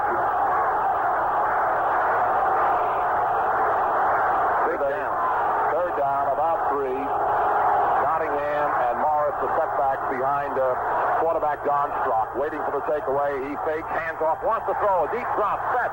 Firing deep, all alone, and he can't get it as Mumford broken up. Matt Moore was all alone, and Mumford came up and made a very good defensive play to stop the Dolphins on 3rd and 3. Super play, Chuck. Hit him at just the right time. It was the same kind of play that Miami's number 41, Jarvis White, had made against Carr at the other end of the field. Perfect timing. Forcing a punt. And Seifel is on the punt, waiting at the 10-yard line. Howard Stevens, shallow safeties along the 25. Ray Oldham and Marshall Johnson waiting for the snap for the Miami Dolphins. All ready to go. There's the snap. It's okay. Here comes the punt. Seifel hits it. Not as good. He almost missed this one. It's going to hit on the Baltimore 20. Bouncing around. It's down by the Miami Dolphins at about the 16, 15-yard line by Barry Hill. They walk it back out to nearer the 18. When they put the ball down, we'll let you know where it is. It's right in the middle of a couple of miles. That's where it always turns up. Exactly. First down at the Baltimore 18. No score in Baltimore, the Dolphins and the Colts. The Dolphins, the established championship caliber football team, playing against almost superhuman odds this year with one injury after another, are right where they have been year after year. The Colts are trying to get there for the first time, and they have not been able to move it too well against Miami so far. The gift to Mitchell, right side, no hold. It doesn't open. He has hit at the line of scrimmage and stopped cold. Bob Matheson, the linebacker, knifing in. Ken Herder is underneath the pile. Let's see who the last man up. It's going to be that number 56, Steve Toll. They mark it at the 19. Second down, 9. Baltimore after 19. Look at these Cleveland Browns rolling up over. You talk about a club that's had injury problems. Kansas City on the short end of a 33-0 score in the fourth quarter with Cleveland leading. Second and 9. Double flanks wide right side. Dowdy and Carr take away. Jones fakes, rolls back to throw, looks to find a receiver. Now drops it off to Bill Olds at the 20 to the 25. Outside, on his feet at the 30, and up he goes to about the 33-yard line. A fine catch by Bill Olds and a better run. First down Baltimore at their own 33 or 4. Jarvis White knocked him out. And when Lydell isn't running the ball or catching it, he's blocking as he did on that play to help Bill Olds gain the extra yardage for the first down. They have spotted the ball at the Colt 33-yard line. 14 yards. Dowdy wheels out of the huddle, coming off to the right side. Now there's some confusion. Here goes Carr out to the left side of the set. Dowdy to the right side. And we've got Bill Olds and Lydell Mitchell shoulder to shoulder in a standard throw set. First down at the 33. Takeaway by Jones. No fake. Wants to throw a shallow drop. Quick pass. Caught. Dowdy dropped it after he caught the ball. They're fighting for possession, and it's going to be ruled dead. It is not going to be a caught pass, a completed pass. It will be an incompleted pass. Dowdy had it just for a split second, and the hit knocked him free of the football. Cole made a hit. Was it a hit? Oh, my. Cole hit him, and Cole hurts more than Dowdy. If a fella's gait will tell you anything. Well, as Dowdy is the first guy to tell you, Vince, nobody ever told you it was going to be easy. Second down and 10 at the 33. Baltimore, nothing. Miami, nothing. We're in the third quarter. 10:52 remaining. A great day for a football game on the biggest crowd ever in Memorial Stadium's history to see a football game. 60,548. They oversold by 310. High formation on second down in motion. Dowdy toward the backfield. Pitch out to Mitchell, sweeping to left side. Makes the cut, and Mitchell has hit it. Hit good by Powell, the middle linebacker, at about the 34-yard line of the Baltimore Colts. And there's a Colt very slow to get up again. And we are taking a look to figure out who it is. It's Bill Lydell. It's Glenn Dowdy. Excuse me. Glenn Dowdy slowly getting up. The gain is to the 34-yard line, where it is third down and 9. The Colts defense or offensive unit just not able to handle the defensive unit of the Miami Dolphins, and the same thing is true of Miami. They have not yet been able to handle the Colts defensive unit. So defense has been the name of the game. It comes as no surprise in a scoreless ball game. Third and 9 from the 34. Carr left, Dowdy right. Takeaway by Jones. Straight drop. Looking. Now sets. Now rolls out of it. Looking again. He ducks back in the pocket. Bounces to his right. It's being chased. And Jones fires desperately upfield. It's going to be incomplete. Jones is having a lot of trouble picking up his receivers, and the reason he is the very fine defensive play of the deep four of the Miami Dolphins. Yeah, he's getting good pressure, but the fellas in the deep people defending playing excellent football. So we have to kick it, and they blocked it the last time Lee punted. We're close a few other times. And for the first time today, Vince, they do not mount a 10-man rush. They have a return on to the Dolphins. Nat Moore in the middle of the triumvirate of safety men. Jake Scott on the near sideline. Charlie Babb on the far sideline, waiting for the snap to David Lee. Perfect. Now the punt. He takes his time, hits it end over end. Here comes Nat Moore up to the Dolphin 28. Fumbled it, fighting for possession. He's got it. Bounces clear. Moore to the 30, to the 35, and out of bounds goes Nat Moore. And helping him up is Dan White, who was over there along with Nat to help knock him out of bounds. Moore a little slow getting up. He's all right, stands it. Everything's okay, kid. And there's a Baltimore Colt down on the field. And there is a break in the action, and we'll pause now for this message. A record 4 players were chosen from the Oklahoma Sooners for the All-America team named by the Walter Camp Foundation. That's the football foundation. Sooners placed 3 defensive stalwarts on the 24-man squad. They're end Jimbo Elrod, plus Leroy and Dewey Solomon. Offensive guard Terry Webb also was selected to the team. Of the 17 universities represented, only 4 other schools, Ohio State, Penn State, California, and Texas A&M, had more than 1 player chosen. The top-ranked Buckeyes placed 2-time Heisman Trophy winner Archie Griffin and defensive back Tim Fox on the squad.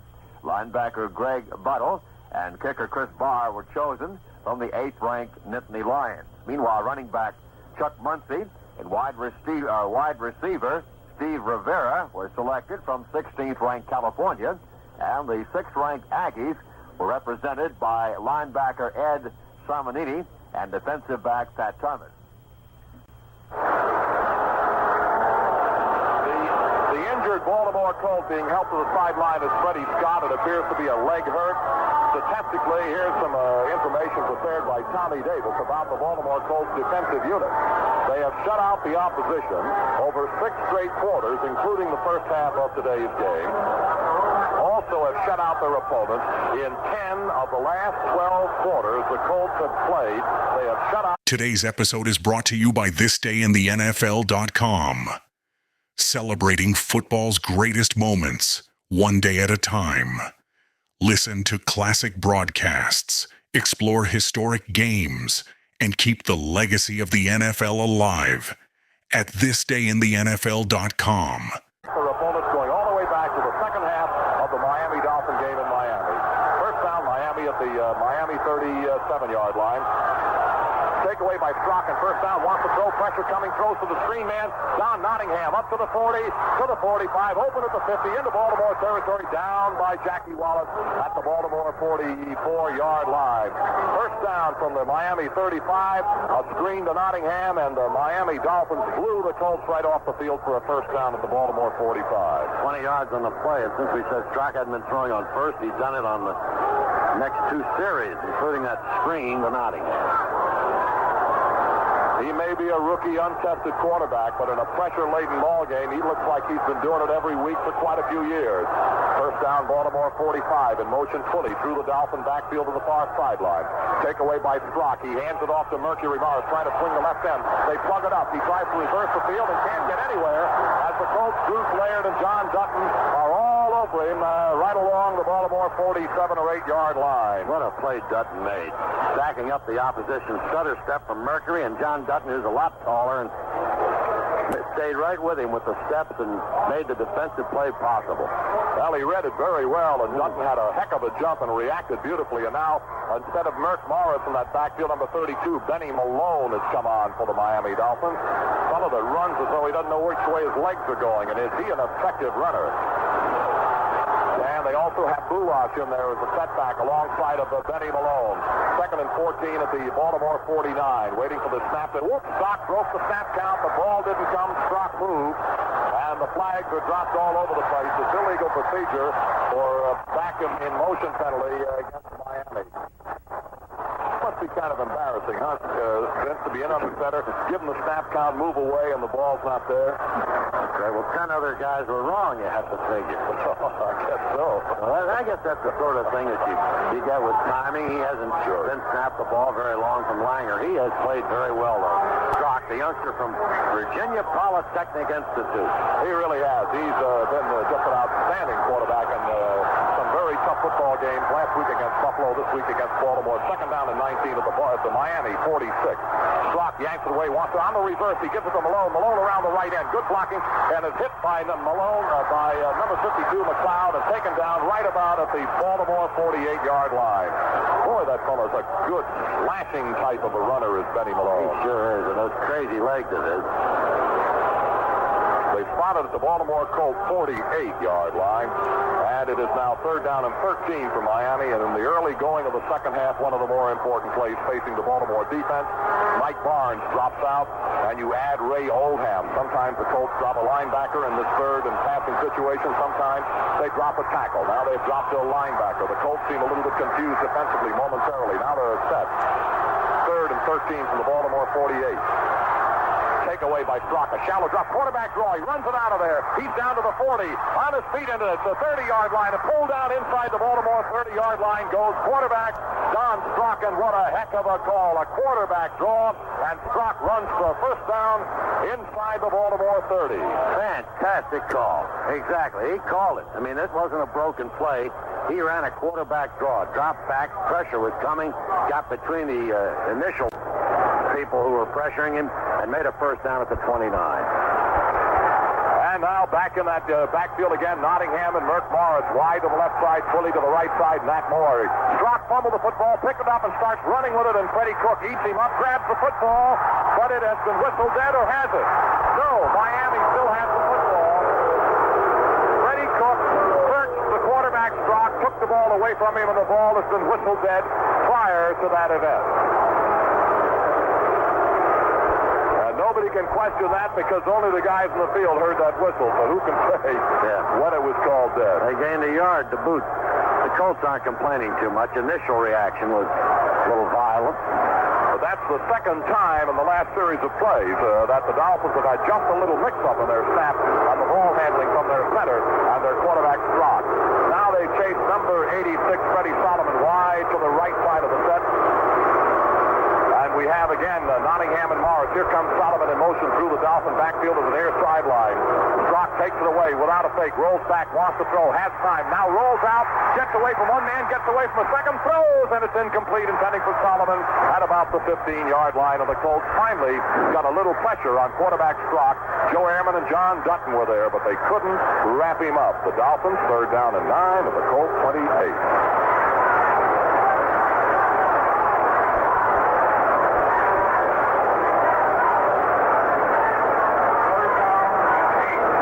Down and still about 9 yards for the Dolphins. Ray Oldham now replaces, last time on a passing situation, he replaced middle linebacker Chayunsky. Rather, he replaced Barnes, the defensive tackle. Now he replaces middle linebacker Chayunsky. Third down 9 at about the 28. Seifel is set out wide to this near sideline. Solomon the other way.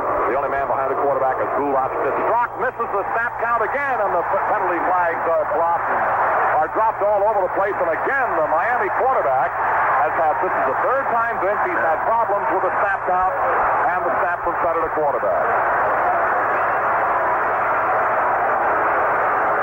Langer's just holding the ball. The center, Strock, is backing away, and as soon as he moves, the Colts blast in on him. And Langer has the ball, which means that Strock is not, doesn't know that he owns the count that he has called. Well, these are the kind of mistakes that, can be very, very, very costly. I don't know whether crowd noise has any bearing on it. It could be. It's just the kind of a thing that is upsetting, and I'm sure the more often it happens to Strock, the more he thinks about it, the more difficult the situation becomes. Third and 14 at the Baltimore 33. Waiting from the snap from center to Don Strock again. He's got it this time. Back to throw. Pressure coming. Rolls to his left. Out of the clear. Sets up. And fires upfield. Is going to be incomplete. Larry Seifel dropped it at the Baltimore 18.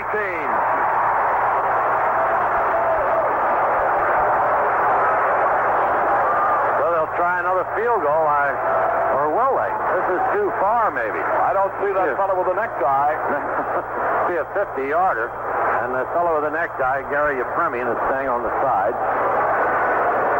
And on fourth down, I guess Seipel will try to put it in the corner. Well, let's see whether Mr. Seipel does what he did a couple of times in pressure football games in the past. Runs that football. Does he run that ball? You better believe he can run that football. Well, the wide people for us aren't aware of it. They're not looking at him anyway.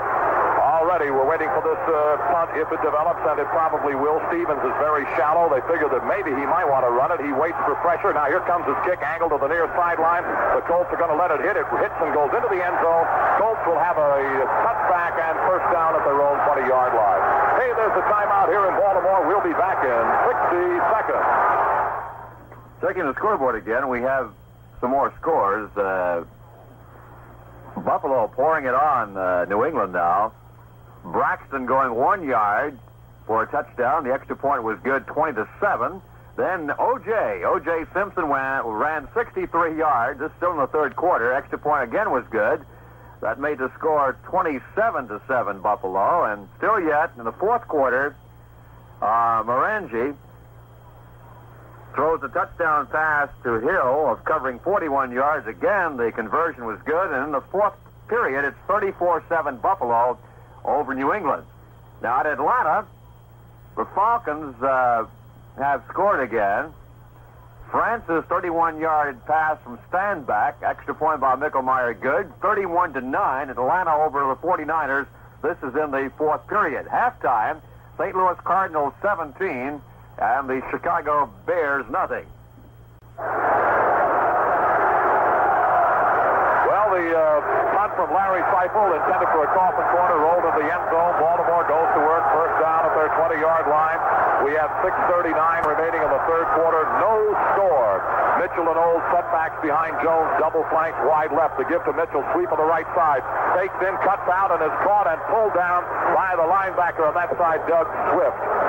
And he may have lost a yard or two as Mitchell has not been able to get outside. You know, Chuck, the first time really he's tried to get outside, and they've had no success running straight at him where they had the success the earlier game in Miami. And I figure on first down, that time they'd fake it inside or give the feeling that they were going inside, try to get him outside, and it was worse. 4 people tackled him. I'll tell you, that's a very well-schooled, experienced, solid defensive unit that the Miami Dolphins can show you. Now here's Dowdy in motion coming through the Colts backfield from the left side to the right side. Split backs, nobody behind Jones. Back to throw goes the Baltimore quarterback. Pressure coming, and he fires the screen to Bill Olds, and it's incomplete. They had a blitz on. Firing in was linebacker Doug Swift on Colt quarterback Burt Jones, and he hurried the screen pass. It goes incomplete, bringing up third down and 12. And do they screen their defenses, and do they screen that blitz? Oh, yeah. You talk about well-schooled. Matheson, and he's playing with some young people, too. Toll and Crowder, they're young football players. Jarris White. Now, this is just one of the more successful football teams of recent years, these Miami Dolphins. And they are battling the Colts to a scoreless deadlock as we come up third down and 12. The Baltimore Colts at their own 18. Jones yanks it away, rolls to his left, wants to throw, fires down the middle. It is incomplete, intending for Raymond Chester. At about the 31-yard line, covering with Charlie Babb, and the Colts will kick it away. And Jones is not having a good day. In the first half, Jones did not have the kind of an afternoon he wanted to have. He was, in passing, Jones threw the ball 15 times, completed 9 for 93 yards. And now he has thrown the ball 20 times, completing 10. And the reason he is not having the kind of a day that Burt would like to have is twofold. One, the injury, I think, does restrict him somewhat. And secondly, it's been a heck of a good defensive effort from the Miami Dolphins. Waiting at the 35, Nat Moore. Here comes the kick from David Lee, end over end. He didn't get it the way he wanted it. Moore's got it to the Miami 45. Laterally along the 45. Makes the cut up to the Baltimore 40. Down to the Baltimore 30. Moore is taken off his feet there. And he is down at about the 27-yard line. And the guy who did it was Stan White. Had to do it. There was only one man left. Timeout. There is a timeout here in Baltimore with a score. The Dolphins nothing and Baltimore nothing.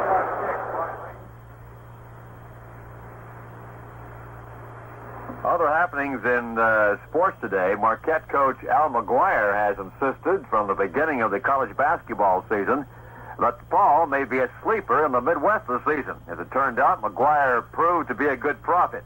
DePaul shocked 7th-ranked Louisville last night, breaking the Cardinals' 24-game home court winning streak with a 78-76 triumph. McGuire will get a chance to see DePaul close up early next year. The second-ranked Marquette Warriors visit DePaul next month, and the Chicago school travels to Milwaukee in February. In between, DePaul will test its giant killer ability against the Fighting Irish of Notre Dame.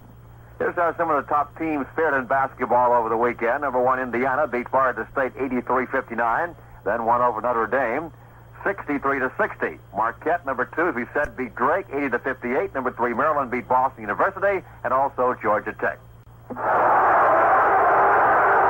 Miami Dolphins, who have been in the Colts' backyard entirely of the second half, 5:34 remaining in the third. First down at the Colts 30 in motion 20 toward his own backfield. Strock gives to Nottingham, burst off the left side on his hit crossing the 25 and pulled down and held by Stan White. The attendance this afternoon is 60,548 sold. Those were tickets sold and distributed. In the ballpark, 59,398. That means we have 1,150 no-shows. To the 24-yard line, second down and 6. Miami at that spot at the Baltimore Colts 24-yard line. The takeaway, the gift to Nottingham, swings to his left, gets a block, and Stan White stacks him up, and down he goes at about the 24-yard line. Stan White just would not be taken out of the play and got the bowling ball and just stood him up, and he's a tough guy to take on 1-1. Met him chest to chest on that one, Chuck. Good center of gravity. Stan White's not stocky individual himself. Good play. It's a big play here. Every play's a big play. Scoreless game, 4:47 left, third period. You just can't count on your premium to continually miss field goals. That's all there is to it. Third down and 6 at the 24-yard line. Strock now comes around in a passing formation, a double wing. The only man behind the quarterback is Blue-Lock Strock. Takes it away, rolls back to throw, has plenty of time, fires his pass. It is caught between two Colt defenders, and the flag goes down. The man who caught him was Larry Seipel, and a penalty flag has been dropped to the 15-yard line. And we'll see what this is all about. The flag has been dropped. Seipel knifed between two Baltimore Colts defenders and made the catch. And the referee says interference, Baltimore.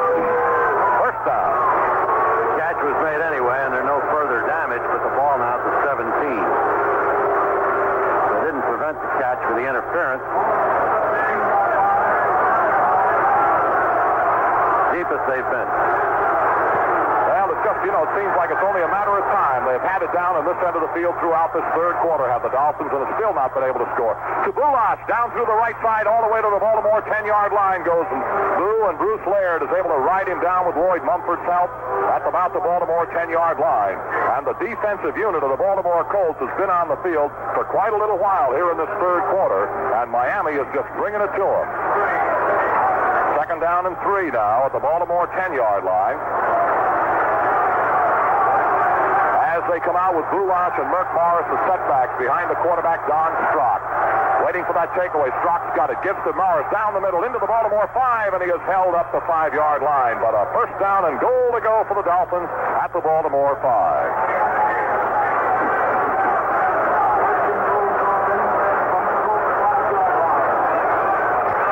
Buffalo is leading New England 34-14 in the fourth quarter. Cleveland Browns having a great day. They lead Kansas City 40-7 in the fourth quarter. Right now, Miami has just climbed right up on that touchdown platform. They're 5 yards away with Blue-Lock and Merck Morris as a setback behind the quarterback, Don Strock. Takeaway by Strock to Blue-Lock straight ahead, and he is held at about the 3-yard line. Nothing fancy, just a straight dive play from Blue-Lock. 3 more pops, though. First down gains a couple. They put it on the 3, and they'll have goal to go on second. And here comes Nottingham in, and Blue-Lock goes to the sideline. The ball spotted at about the Baltimore 4. Great punt returns by Nat Moore have kept this Miami Dolphin club on the cold end of the field all through this third quarter. Morris and Nottingham setback behind quarterback Strock. Second and goal to the Baltimore 4. Waiting for the takeaway. It goes to Morris, swinging to his right, makes his cut, hit at about the 2, and down he goes. Morris did not get in, and an attempted sweep of the right side. It looked like Jackie Wallace was there to make the tackle. It'll be third down, goal to go, and the ball is being spotted around the Baltimore Colts 2. Nottingham to the sideline, Bulash into the huddle for the Miami Dolphins. No score. Time remaining 2:23 in the third quarter in Baltimore. A scoreless ball game. Again, Bulash, Merkmar, shoulder to shoulder in the standard pro set backfield. Third and goal at the Baltimore 2. The turn, the give to Morris to the left side. Outside he goes. Mercury is in for the score. Morris has swept the left end and has gone in for the score. 2 yards away from the goal line, he put the ball over his head as if as much to say, I see it coming, I see the line, nobody can get me. And they didn't, as Nelson Muncie made a late bid to bring him down. Well, it was just a matter of time as the Dolphins handled the ball in cold territory. 2 of the 3 times they've had it in the third quarter, they were in the Baltimore Colt end of the field. A bad snap, the kick is in the air, but the kick is good. And the Dolphins go out in front of the Baltimore Colts by a score of 7-0. We hope that our troops around the world are enjoying today's game, and now being broadcast on 300 stations of the American Forces Radio Network. For those stations and our flagship station, WCBM in Baltimore, we pause now 10 seconds for station identification. This is the Metro Media Baltimore Colts Football Network. This is the American Forces Radio and Television Service. At 790 and 1420, this is American Forces Radio. SCN to the zone. Well, we've got the punt returning of Matt Moore. I think is very, very important in this ball game so far. On the punt, when Baltimore came up 4th and 12 at their own 18, David Lee punted and Moore brought it all the way back to the Baltimore 28. And from there, it was not easy, but it was a lot more less difficult for Miami to work it in. And Nat has returned a couple of punts exceptionally well for the Miami Dolphins today, who now lead Baltimore 7-0 with 2:07 remaining in the third quarter. And Yepremian will kick it off to the little guy Howard Stevens down on the goal line now. And coming up on the ball, Don McCauley, I believe, fumbles the ball, goes back, recovers, comes ahead to the 20, to the 25, and whack, he got it in between the 25 and the 30-yard line, held on to the football at about the 29. Bruce Elia was among others, and we may have a penalty here. It looked like the preliminary call was face masking, snapping on that guard in front of the mask and pulling the man down, and that's exactly what did happen, so the Colts get better field position to work with. In this half of the ball game, the Colts had the ball at their own 18, and a pass to Olds took them out to the 33. They got it out to the 34 and had to kick it away. The next time the Colts had the ball, they couldn't move it. In truth, they lost yardage and had to kick it away. Now here is the third time that the Colts have had the football in this third quarter, and the ball is resting at the Baltimore Colts 33. Get only 5 yards because there wasn't a flagrant violation of the face masking. 1:57 in the third quarter. Standard pro set backfield behind Burt Jones, waiting for the takeaway. Jones gives to Mitchell. Into the middle, it doesn't give. He's maybe got 2 yards. As the Miami Dolphin defensive unit, smart, agile, and able, just to shut off any kind of a running route that Mitchell might be able to enjoy. He picks up maybe 2. Call it second down 8, Baltimore at their own 35. After the ball game, we have the offensive and defensive players of the week for the Colts, and we'll announce them during the locker room report right after this afternoon's game. Is Miami gaining one of the other little shades that indicates that maybe that great football player, Mr. Mo Metum, is swinging a bit to Miami? It's what they're able to do to Baltimore on first down. Back to throw is Jones. He fires to the sideline, caught by Dowdy and out of bounds at the Baltimore 42-yard line. It is not a first down. You got about 8. Miami, of course, gains more confidence the better they play defensively. And as Chuck says, shutting them off on first down when they come up second and 8, second and 9. And Miami comes up second and 5, second and 4. The Lions are leading the ball game. The reason for the lead, 7-0 Miami. It is third down at about a yard, Baltimore at the Baltimore 42. Dowdy wide to the right side. Double tight ends are on there now with Don McCauley and Bill Olds, the setbacks behind quarterback Jones. Waiting for the takeaway, Burt spins, hands to McCauley, sweeping the right side, makes the cut. He is, I don't know, he's close to it. He may have first down yardage. He's very close. but he may not be quite far enough upfield. He's within about a yard of it and racing up to make the tackle, Charlie Babb, and also in the tackle, it looks like Jarris White is there, and McCauley's attempted sweep of the right end did not get a first down. And this is not the spot of the field, certainly where you want to take a shot at it. Well, we'll measure, Chuck. Pat Haggerty, the referee, calling for the 6, but it looks like he's almost a yard short from here, and we've got a pretty good look at it. Now, wouldn't that be embarrassing if they measure and he's got a first down? Then all I can say is they got a crooked field. Now, he's missed it by considerable. So fourth down coming for the Baltimore Colts at their own 32. Check that at the 42. Now the eager beavers in the stands are saying go, go, go, but they wouldn't do that. Well, I see Jake Scott back to return the punt. I wonder what happened to Nat Moore. He's been doing a sensational job, and here he comes right now. He's coming on field, and they have 2 of them back there to help out. Charlie Babb goes back there with Nat Moore. Moore has been a very, very excellent punt return man for the Dolphins this afternoon, and his returns have proved, kind of tough on the Baltimore Colts. As the Dolphins lead it to 7-0 with 1 minute and 4 seconds remaining in the third quarter. Here is David Lee's punt. To Charlie Babb or Nat Moore, waiting for that snap. Stan White, the signal caller, looking over.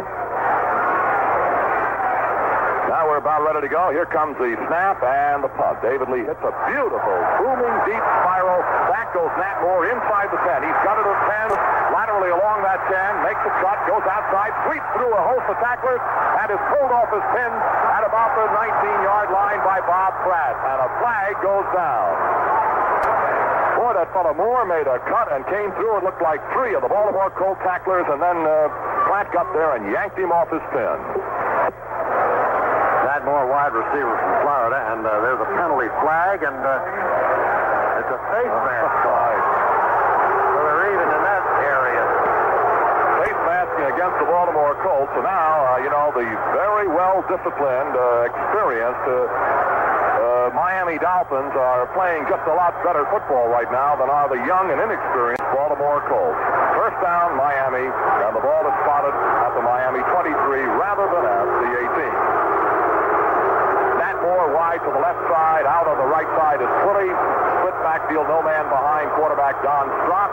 He is still barking signals as the Miami quarterback for takeaway. He busted play, running out to his left comes Strock. He gets a little bit of a block and then gets hit hard by Nelson Muncy, John Dutton, Joe Ehrman, and Stan White. And Strock is able to take that punishment at about the 27-yard line of the Miami Dolphins. Strock's a lanky kind of a guy, 6'5". But that's the first real shot they've had of him. He weighs about 220. Well, he's got a 7-0 lead, has Strock and the Dolphins, and we're down to about the final play. We're not going to get another play in the third quarter. It's going to be over before the Dolphins can move the football again. And there goes the gun. And that's the end of the third quarter with our score. Miami 7, Baltimore nothing. Alabama halfback Willie Shelby and 3 other persons were slightly injured Sunday in a 2-car collision on Alabama 11. That's near Tuscaloosa. A Highway Patrol spokesman said Shelby, a senior in the Crimson Tide Southeastern Conference champion team, was bruised a little and maybe cut on one leg, but it shouldn't affect him for the Sugar Bowl. Shelby was not hospitalized and did not go to a doctor. But 2 other persons were taken to a Tuscaloosa hospital where they were treated and released. Identities of others in the accident were not released. Alabama faces Penn State in the Sugar Bowl December 31st in New Orleans. Here's the final score in the National Football League. The Buffalo Bills have beaten the New England Patriots today by a score of 34-14. The Cardinals have hit again in the third period against Chicago. Bachman's 29-yard field goal in the third quarter. Score now, St. Louis Cardinals 20, Chicago Bears nothing. Well, right now we get to the fourth quarter in Baltimore with the Dolphins leading by a count of 7-0. It'll be 2nd and 6 Miami at their own 27. And the Dolphins, who shut out the Bills 21-0 through the first half last week, have shut the Baltimore Colts out through 3 quarters this afternoon. And this is a Colt football team that has been averaging 29-plus points per game. And the Dolphins have cold shut them out. The Colts have not even come close to scoring on Miami. Their only effort was a 30-yard field goal by Linhart, and that was not good. Second down, 6 Miami at the Miami 27-yard line. Solomon is set out. No, it's Nat Moore. Wide to the right side and Twilly the other way. Nottingham and Morris set back behind Strock. Waiting for the takeaway. He gives to Morris on a draw. Morris knifes his way ahead for maybe a yard. He just kind of stuttered around waiting for daylight to open. It didn't get there because the fellow who got there to plug it up was John Dutton. The gain is held to about a yard. Third down 5 now, Miami at the 28. We get Rick Bolt coming into the game, Chuck, and he hasn't been in a serious down, I guess, for a long time for Chayonsky. Well, Chayonsky drops out, and Rick Volk has come on in, replacing Ray Oldham, whose knee might be bothering him good little bit. Split backfield between Bulash and Seifel. A quarterback, Don Strock, waiting for the snap from Langer. Still waiting. He's got it. A straight drop on the reverse to Bulash around his left end. Bulash is up to the 30 and out of bounds at about the 33-yard line, and he might have first down yardage. He's going to be very close to it if he didn't make it. A reverse and a sweep of the left end by Bulash, and he appears to have a first down.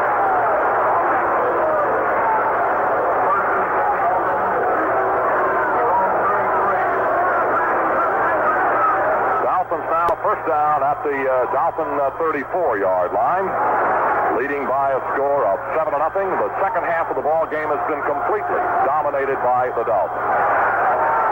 Split backfield to give to Morris. Starts to the right side, makes the cut, and down he goes at the 35-yard line. And here's a penalty flag thrown into a pileup from 15 yards downfield.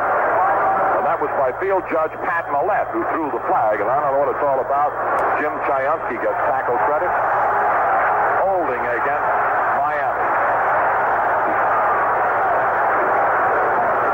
And that might be one of the very few mistakes the Dolphins have made this afternoon, with the exception of a few miscalculations and misses on the snap between quarterback rookie Don Strock and center Langer. That's right. They haven't fumbled. They intercept. They fumbled one time back into the hands of the fumbler, who made a substantial gain out of it, Nat Moore, and one interception early in the game. So it's now first down and 20 for the Miami Dolphins. The ball spotted at their 24-yard line as Morris and Nottingham set in a setback behind Strock. Nat Moore wide to the right, Twilly wide to the left. Miami leads at 7-0. And Strock waiting for the snap, turns, gives to Morris left side, bursts through a hole and get hit, and stays on his feet, crossing the 30 to about the 32-yard line. Bruce Laird hit him, and Morris took the hit and continued until Chayonsky pulled him down at about the 32 or 3. It'll bring up a second down, about 11 for the Dolphins. At their own 33-yard line. Well, now let's make it the 32. Twilly and Nat Moore are coming out wide to the right side of the Miami set at the moment, which is a standard pro set with Morris and Nottingham shoulder to shoulder in the backfield. Waiting for the snap from Langer to quarterback Strock. He fakes, he hands on the reverse to Nat Moore around his own left side. He is up to the 35, to the 40, and is hit crossing the 40-yard line and taken down by a gang of Colt tacklers led by Nelson Muncie. Well, the Dolphins have been full of reverses and wide end sweeps today against the Baltimore Colts. They're going to spot it, Vince, somewhere around the 40, right on the 40 as a matter of fact. And that brings up third down at about 4. And of course, as the clock ticks away, it's not yet a factor, but this ball control, they can take 7 or 8 minutes to march a long way. And just seconds ago, they were first and 20, and now they're third and 4 at the 40. Twilly is wide right. Nottingham and Morris set back, turn, give to Nottingham straight ahead, stop and burst out of it and came forward another yard or two. He's very close to first down yardage at about the 44-yard line.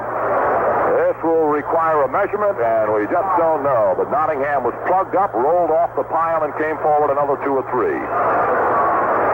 They needed 4 to get a first down. They had to get just about out to the 44, and let's see whether or not they have made it. Any part of the football will give it to them. They put the sticks down, and now they'll stretch the chain. I don't believe he's got it. Don't believe he has it. He's missed by 6. Now, you would kick it, wouldn't you? Here comes Seifel. He's not a runner usually. If I know Schuler, they will kick it. Okay. One of the things you don't fool with is a chance with a championship. You just don't gamble unless you're behind.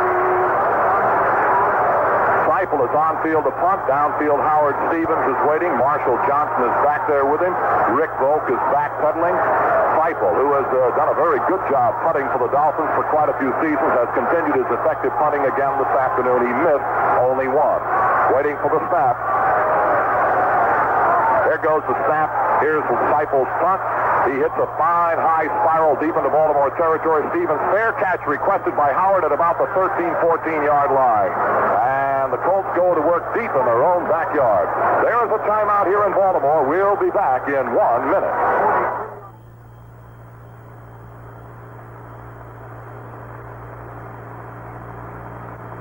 Ball game over at New York. Rookie Rondy Colbert returned a third-quarter punt of 65 yards for TD. And Doug Coder then reeled off a 46-yard scoring run the next time the New York got the ball, as the Giants snapped a 5-game losing streak with a 28-14 win over the New Orleans Saints. Now, Colbert's punt return for the score was the first by a Giant since 1970, and Coder's TD jaunt was the longest from scrimmage this season by the 4-9 Giants. It was the 6th straight loss from the 11th setback in 13 games for New Orleans. Final again, Giants 28 and Saints 14. In the American Football Conference, Pittsburgh, of course, already sewed up the Central Division. Cincinnati will have the wild card. Still a battle in the East, though, between these two clubs, Miami and Baltimore. Well, we're 12 minutes, 11 seconds away from the end of the fourth quarter, with the Dolphins leading the Baltimore Colts 7-0. The second half of the ball game, the Miami defense has completely, absolutely shut off the Baltimore Colts. Have given them but one first down. They haven't been able to do a thing. Now it's Carr and Dowdy wide to the left side of the set. We've got Bill Olds and Mitchell as setbacks behind the quarterback. The give goes to no one. Play action fake. He wants to throw. Dumps the screen to Olds at the 10. Olds to the 15 and up to the 20-yard line. Fumble, and I don't know what happened to it. They ruled it dead at the 20-yard line. Olds lost control of it, and then Bill Olds recovered control of it at the 20-yard line. They made 6. Boy, they need a first down. They got to get it out of there, because if they give the ball back, they're forced to punt with an inability to make a first down here. Miami gets the kind of position that can work them close enough for a Permian field goal. And with 11:43 and the way this team can control the ball, Baltimore can't afford that. All ready to go with a 2nd and 4 at the 20-yard line. Split backfield. Nobody behind quarterback Jones. Carr wide left, Dowdy wide right. Here's the gift to Mitchell into the middle. He goes. He's got yardage and is up over the 25 to about the 27-yard line. Goes Lydell Mitchell. That time Charlie Babb made the tackle, and assisting him was Jake Scott, and the Colts do get their second first down of this half.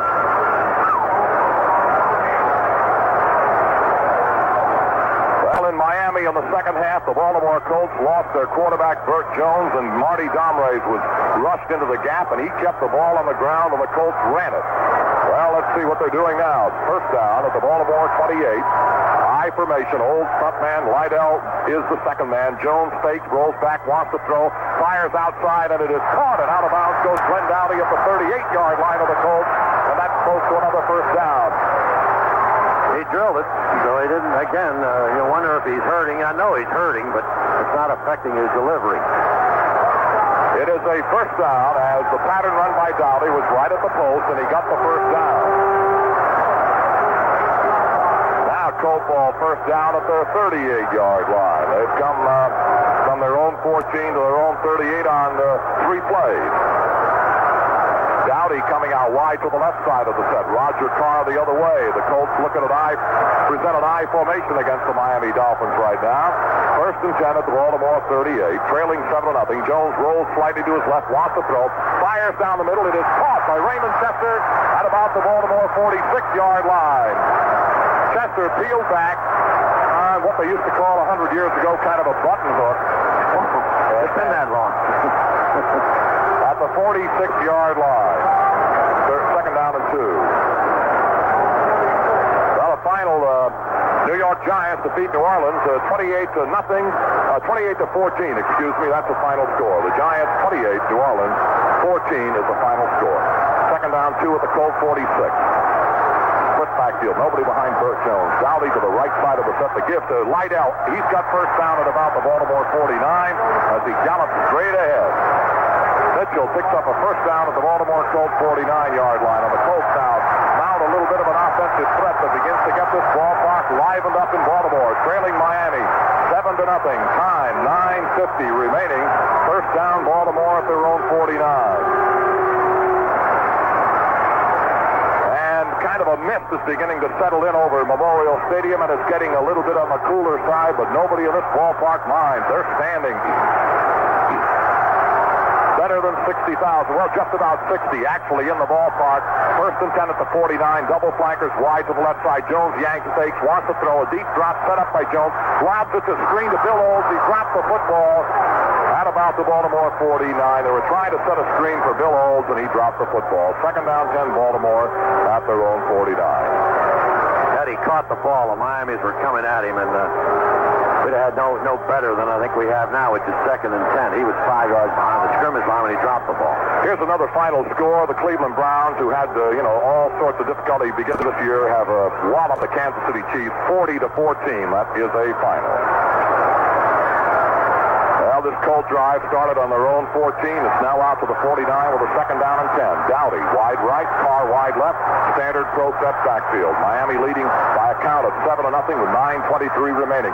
Jones is back to throw. Pressure. He's running away from pressure with the middle linebacker. Towle fires upfield. It is incomplete and almost intercepted by Charlie Babb. He was intending for Raymond Chester. And Chester is griping to the official about interference. He claims he's being held, and it'll be third down and 10 at the 49-yard line, and Jones is having a difficult day against a determined Miami defense. Cal blitzed on that one, got after him, and forced the bad pass. Probably an ill-conceived attempt. He shouldn't have thrown the ball, really. And he was lucky Babb couldn't handle it. Third down and 10, and this might be the play of this ball game. You never know. Third and 10 at the 49, and Jones takes it away. He wants to throw.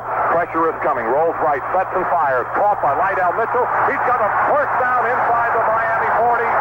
Mitchell caught it at the Miami 38. Great play by Mitchell, who spun immediately upon the reception of the ball and got away from somebody who hit him. It wouldn't have been a first down had he not made that move, and that got him as far as the 38 first down. Big play. Baltimore at the Miami 38-yard line. In the first half of the ball game, they got deep enough for Linhart to try a 30-yard field goal, and Tony missed it. Now they have first down at the Miami 38. 8:43 remaining. Dowdy wide right, Carr wide left. Mitchell and Bill Olds, the setbacks. The turn, the gift to Mitchell into the middle. He hits straight ahead, bangs his way inside the Miami 35 to about the 34-yard line before Bob Matheson is able to stack him up. A quick pickup of 4 by the tough running man from Penn State, Lydell Mitchell. Second down 6 now at the Miami 34. I think they're going to tell you when this one's over, Chuck, it's been the toughest hitting game of the year. Because the battle in the trenches there is unreal. It really has been a tough day as both defenses have played exceptionally well, and in that Miami is leading 7-0, I guess you have to say that the Miami defense has certainly played better than Baltimore. Second down 6 at the Miami 34. Carr wide right, Dowdy wide left. Jones with a split backfield. The takeaway by Burt. No fake. Deep drop. Wants to throw. Dumps it off to Mitchell. Mitchell's got a 35. 30. Down to the 25. And he's inside the Miami 25 and taken down at about the 23. Jake Scott, among others, made the tackle. Roan was also there. Mitchell caught it, put a move on a defender, and went flying downfield to the Miami 23, first down.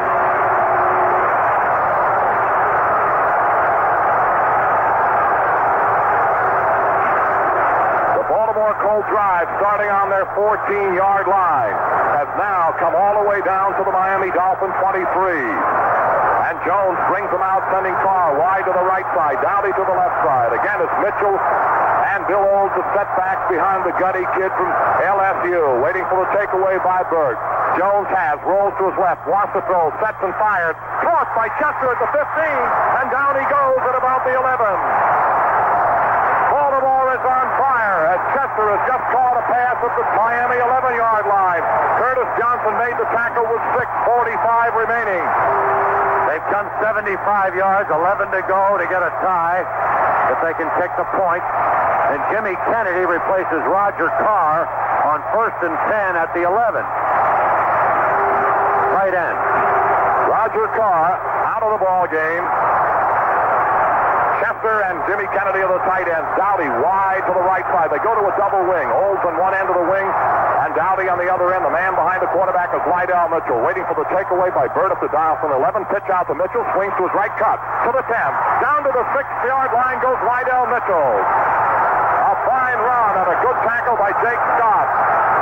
The Colts can make a first down without scoring. They're at the Dolphins' 6-yard line. Second down and 5. And Pratt and Taylor, the blockers on the right side, blasted it out. And look at the Baltimore Colts crowd. They are here this afternoon, hoping against hope. The Colts are able to do it. They are now within 6 yards of tying the football game. Dowdy wide right. They go to the double wing. Dowdy's the wing on the right side. Bill Olds the wing on the left side. Mitchell the only man behind the quarterback. Second and 5 at the Miami 6. Waiting for Jones. The takeaway. Pitch out to Mitchell to the right side. Swinging back to the 5, to the 2, and he is in for the touchdown. Oh, my. He scores.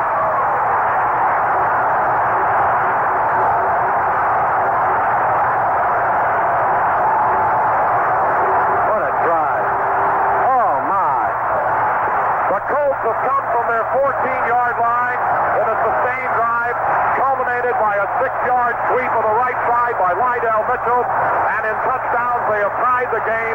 In points, it remains for Tony Linhart to do that. George Coons and Bob Pratt. Coons just blasted over the Miami defenders. Linhart will try the point after. Marty Domreyes is the holder. 5:30 remaining. It is Miami 7, Baltimore 6. We're waiting. Spot, kick, in the air. Kick is good.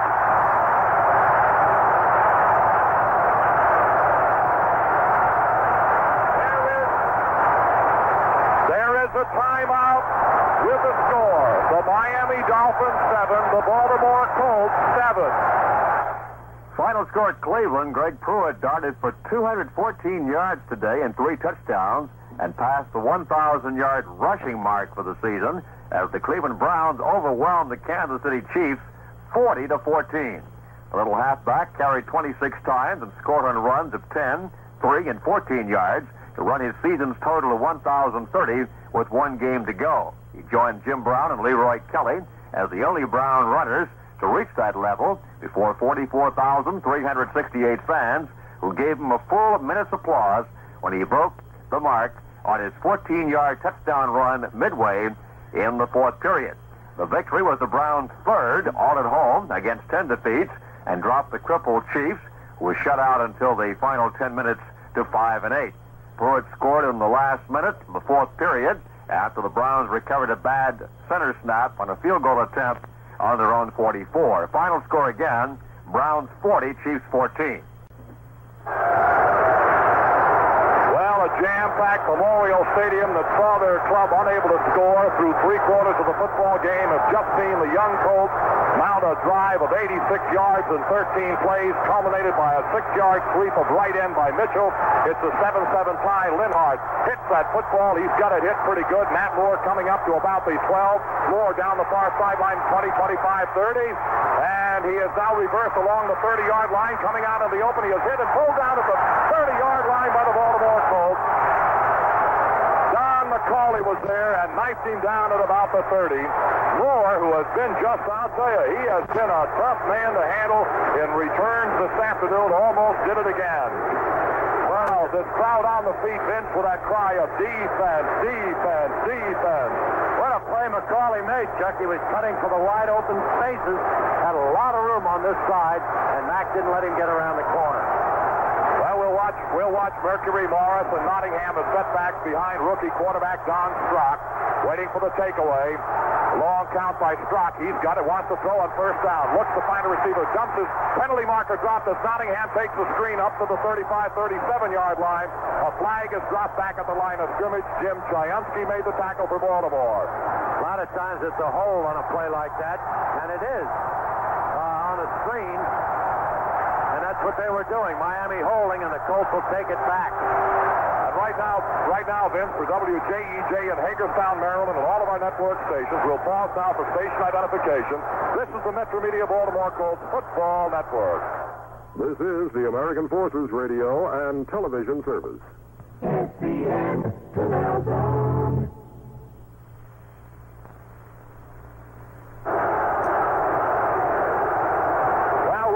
One of the sights that hasn't been seen in Baltimore for some time, but you've got a jam-packed stadium. They're in this ball game as much as their football team. Two good football teams, and what a show they've given us today in Baltimore. After the penalty on the holding, it's 1st and 20 at the Miami 20. Strock yanks it away, gives it to Morris, a sweep of his left hand, turns the corner, is up to 25, and up to the 30-yard line goes Morris before he is finally hit and held. And Stan White did the hitting and the holding. A good tackle by Stan. A left end sweep by Merck Morris picks up 10 quick ones, and it's 2nd and 10 for the Dolphins at their own 30. 4:50 left in the ball game. Morris is again, Twillie's out. Okay. Morris is out now. And we've got into the ball game now Freddie Solomon, also Boulash, I believe, and Larry Seipel. And Matt Moore and Solomon come wide to the right side of the set. Seipel is split off as the left end. Boulash, the only man behind the quarterback. Don Strock, 2nd and 10 at the Miami 30. Waiting for the takeaway by Strock. He's got a straight drop. He wants to throw, looks to find a receiver, fires it down the middle. It's going to be caught by Solomon at the 45, and he ducks ahead to the 47-yard line. Freddie Solomon made a heck of a catch on a return route. Jackie Wallace made the tackle. The Dolphins have a first down at their own 47.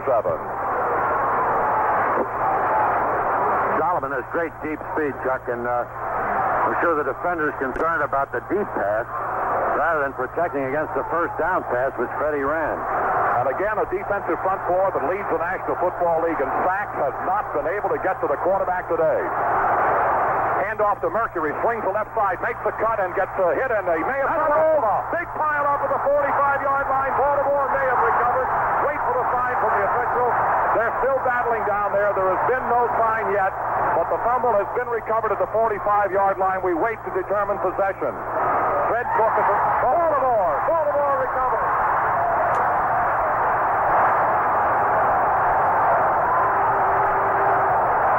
Like Fred Cook recovered the fumble. He's laying on the ball. There is a timeout here in Baltimore with a score. The Dolphins 7 and the Colts 7.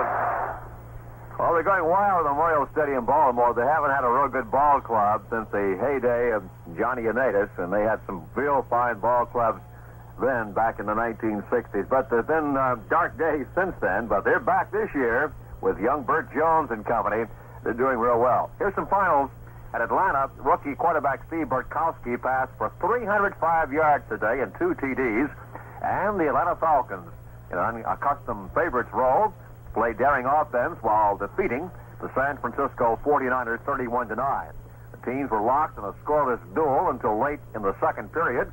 But once Burkowski found the range, the Falcons were almost unstoppable. Burkowski threw a 20-yard touchdown pass to Alfred Jenkins. There was barely a minute left in the second period. Then connected with Jenkins again on a 63-yard TD play late in the third period. So the final there, the Falcons win over the 49ers easily, 31-9. The offensive and defensive players picked after the game will announce their picks during the locker room report, and both Colts receive gift certificates from Hamburgers. Hamburgers. If you're going to dress, you might as well do it right. Chuck, I think Freddie Cook was laying on the ball with it under his back. Unreal. That's strength. And they can't pry it out. Well, it's first down Baltimore at the 46-yard line after Fred Cook recovered Mercury Morris's fumble. Dowdy in motion. The pitch out to Mitchell. A sweep of his left end. One block up to it, and a penalty flag goes down as Mitchell is roped down right along the line of scrimmage. And the point I wanted to make a moment ago, Vince, is that you shouldn't bite the hand that feeds you, and I'm well aware of that. But television took a timeout right after Fred Cook recovered that fumble when the Colts may have had the Miami team a little bit off balance defensively and gave them a minute and a half to stand around and think about it. I think maybe something should be done about those kind of things. That's when maybe you can strike while the iron is hot, and you just might be able to take advantage of it. Well, on the other hand, they'll probably say that it's the defensive team coming in. It isn't if it were old-time college football or old-time pro football where the same team had to stay on the field. So maybe that's the way they justify it, but it's a pretty good hand that feeds us, and as you say, we don't want to bite too hard on the hand. That's true, but I'll tell you something. They can, you can pick another time for it. After the first offensive play, let's call timeout, 15-yard penalty, though, for slipping while we were editorialized. And it's now 25, first and 25 back at the 30-yard line. And Jones yanks it away, a straight drop. He wants to throw, looks to find a receiver, dumps it off to McCauley. McCauley is galloping up and leaps over a would-be tackler and comes down at the 35-yard line. And the gain is up to the Baltimore Colts 35-yard line, and the Colts now have picked up 4 on that one. So it'll be second down, and they've got just about 21 to go. Time, 3:16, 3:15, and the clock is moving. And it's a 7-7 tie. Baltimore in possession at their own 35. Second down, about 21. They've got to get to the Miami 44 for a first down.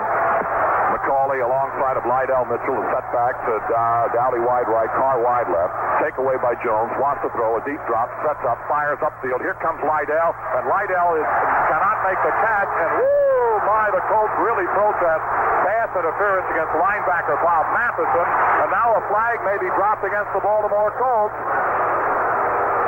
The Colts may have protested just a little bit too much.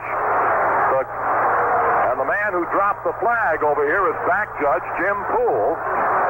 Hold on a minute. Make it line judge Bob Beeks dropped the penalty flag and a personal foul against the Baltimore Colts. Yeah. Unsportsmanlike conduct, I think, against Jones, who ran in to protest the call.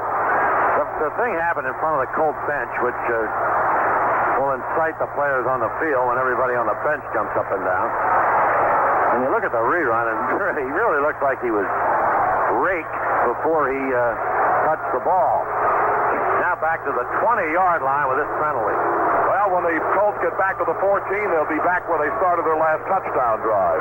They called it on Jones, it said. Unsportsmanlike conduct is the call. And the officials are right on top of this ball game. Don't want it to get out of hand, and they've handled the ball game exceptionally well this afternoon. This is a game that has intense feelings in it, and Baltimore now is in possession back at their own 20. That's 36 yards to go is exactly right. Carr wide left, Dowdy wide right. Jones fakes, rolls back, wants to throw, fires outside to Lydell Mitchell. Mitchell comes up to about the 20. There's another flag down over the far side of the field. As Mitchell tries to run out of the screen up around the 30-yard line, the flag is dropped.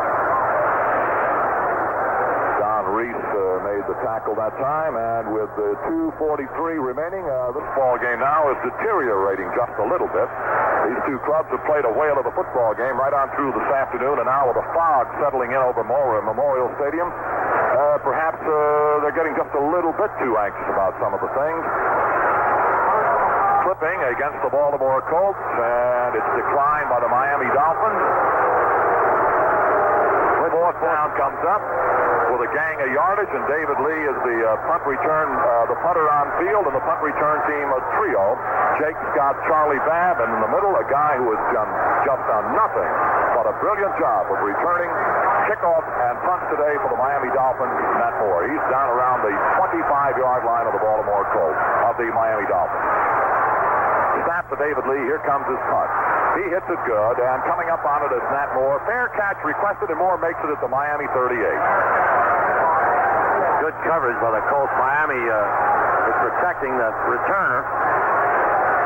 Now it is now up to that vaunted defense of the Baltimore Colts. And they have got more than a little bit of work cut out for them. The offensive line of the Miami Dolphins, magnificent. They have not allowed their quarterback to be sacked one time today. First and 10 Miami at the 38-yard line. Split backfield, nobody behind Don Strock. He's got a clean, spotless white jersey, hands it off to Nottingham, swings his left side, puts his head down, and John Dutton, it looked like, roped him down as he crossed the 40-yard line after a tough run of maybe 4. Spot the ball at about the 41-yard line, and that's a gain of 3. Second down and 7 now for Miami at their own 41-yard line. And that clock, that timepiece down here on the scoreboard rolling relentlessly along. Wide to the left, Twilly to the right, Nat Moore. split backfield, nobody behind that quarterback, Don Strock, waiting for the takeaway. Strock gives it to Morris, left side, puts his head down and racked up right about at the line of scrimmage. He may have gotten a yard. Ehrman got there, and also Bruce Laird, and we may be right down to the 2-minute warning, and that's exactly where we are. There's the 2-minute warning with the score. The Miami Dolphins 7, the Baltimore Colts 7. We'll be back in 60 seconds. Well, we've had a number of sudden death games, overtime games this year. I think I've had 3 straight Sundays, it seems like. So we could have another one today with the Miami Dolphins, something like 59 yards away from pay dirt. Of course, your premium can kick that field goal from anywhere from 35 yards out. So they're sitting in a position at least for a field goal with 2 minutes to go. It's a lot of time in professional football. And they'll set things up, I'm sure, when time's back in. Detroit Lions really putting on the Minnesota Vikings today. In the first period, they've scored 2 touchdowns. The first one was covering 14 yards of the pass play. The other one from Smith to Smith, by the way. And the other touchdown, pass from Reed to Briscoe, covering just 1 yard. Extra point good on both attempts. And let's make a correction on that. The first pass was from Reed to Briscoe, 1 yard. The second one was a pass from Reed to Thompson, 46 yards. Detroit leads in the first period, 14-0. Well, nobody is going to go home complaining too much about this football game. So far, it has been everything a football fan could ask. For the Baltimore Colts fans here in Baltimore, it's been a nail-biter and an uphill battle back to get tied up by the Baltimore Colts. It's been a steady, thoroughly professional performance by the Miami Dolphins, who are playing with a third-string quarterback. Here we are with a minute and 57 on the clock. Miami, 3rd down and 5 at the Miami 43-yard line. And they go to their double wing right now to the Miami Dolphins, waiting for the takeaway by quarterback Don Strock. He's back and back to rolling to his left now, looking to find a receiver. Fires desperately upfield. It is caught by Seifel, and he is at the Baltimore Colts 42-yard line with what appears to be a first down without any difficulty. Seifel is there, and a fine rollout by Don Strock, and a perfect pass to Larry Seifel for a first down at the Baltimore Colts 42. 151. Yepremian, of course, a great field goal kicker, has missed a couple a day, doesn't like the dirt. But if he can move it a little closer, he'll get a chance to like the dirt. And Mercury Morris and Nottingham shoulder to shoulder in a standard pro set with a first down at the Baltimore 42. Waiting for Strock in motion, Twilly toward the Miami backfield. The give goes to Nottingham, swinging his left side, turned the corner, didn't go anywhere. Stan White was there, and White just wouldn't give an inch, and Miami now comes up 2nd down, still 10 at the Baltimore 42. Now, they may give him a short yard on that. I think as we look at that football, better do the same thing. 2nd down and still about 9, the ball around the Baltimore 41. That fog coming in, Chuck, and the haze over the stadium makes it difficult to see the upper deck on the other side. Well, they send Seifel wide left, and here comes Nat Moore wide right along with Solomon. Bulash, the only man behind Strock. 2nd down, 9 at the Baltimore 41, waiting for Strock's move. Quarterback snaps it away, a straight drop, wants to throw, pressure coming, fires out of the pressure, and it's going to be incomplete. A trap of the ball at the Baltimore 31. There to cover was McLeod. And I'll tell you, he really had to hurry the throw. It was Solomon, the intended receiver, and Freddie trapped the football. And the official right on the spot waved it off immediately. 3rd down, 9, Miami at the Baltimore 41. Time, 1 minute and 7 seconds. The Dolphins 7, the Colts 7. How does this sound for a big play, huh? Freddie Cook made pressure pay off, I think, in forcing Strock to throw it quickly and underthrow Solomon. And that right side tackle over there, Norm Evans and Freddie Cook have been having a good go-round all day long, and Evans has done a masterful job at containing one of the very best pass rushers the Colts have had as a defensive end since the days of a fellow named Gino Marchetti. Exactly. Well, they have taken a little bit of a timeout here. The clock shows us 1 minute and 7 seconds. It's the Miami Dolphins 7, the Baltimore Colts 7. A scoreless first half. Miami finally put 7 on the board.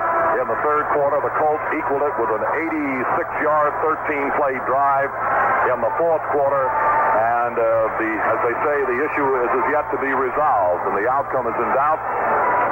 Waiting for, as it so often happens, Vince, you get in a tie situation like this, and of course, yes, there will be overtime if it ends this way.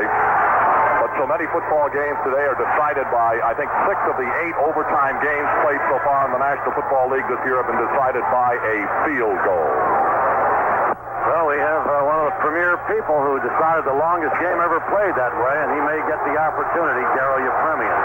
Again, in a passing formation, Bulash is the only man behind quarterback Strock, and the Colts now face third down 9, Miami at the Baltimore 41, waiting for Strock to take away a straight drop. He wants to throw. A little pressure coming, rolls right, fires upfield, is caught, and a penalty flag is being dropped back at the 45-yard line. The ball is caught at the Baltimore 30 by Freddie Solomon, and a penalty flag drops back at about the 45, and it looks as though the flag will go against the Miami Dolphins. Joe Herman leading the applause. Holding a foul. There's a personal foul. What they show us. Jim Langer may have been holding on the play. That's a guess, but it'll nullify a Miami first down at the Baltimore 30. And they'll walk it off. They will walk it off against the Dolphins, and they're doing that right now. Bring it back to midfield, take it into the Miami 45, down to the Miami 44.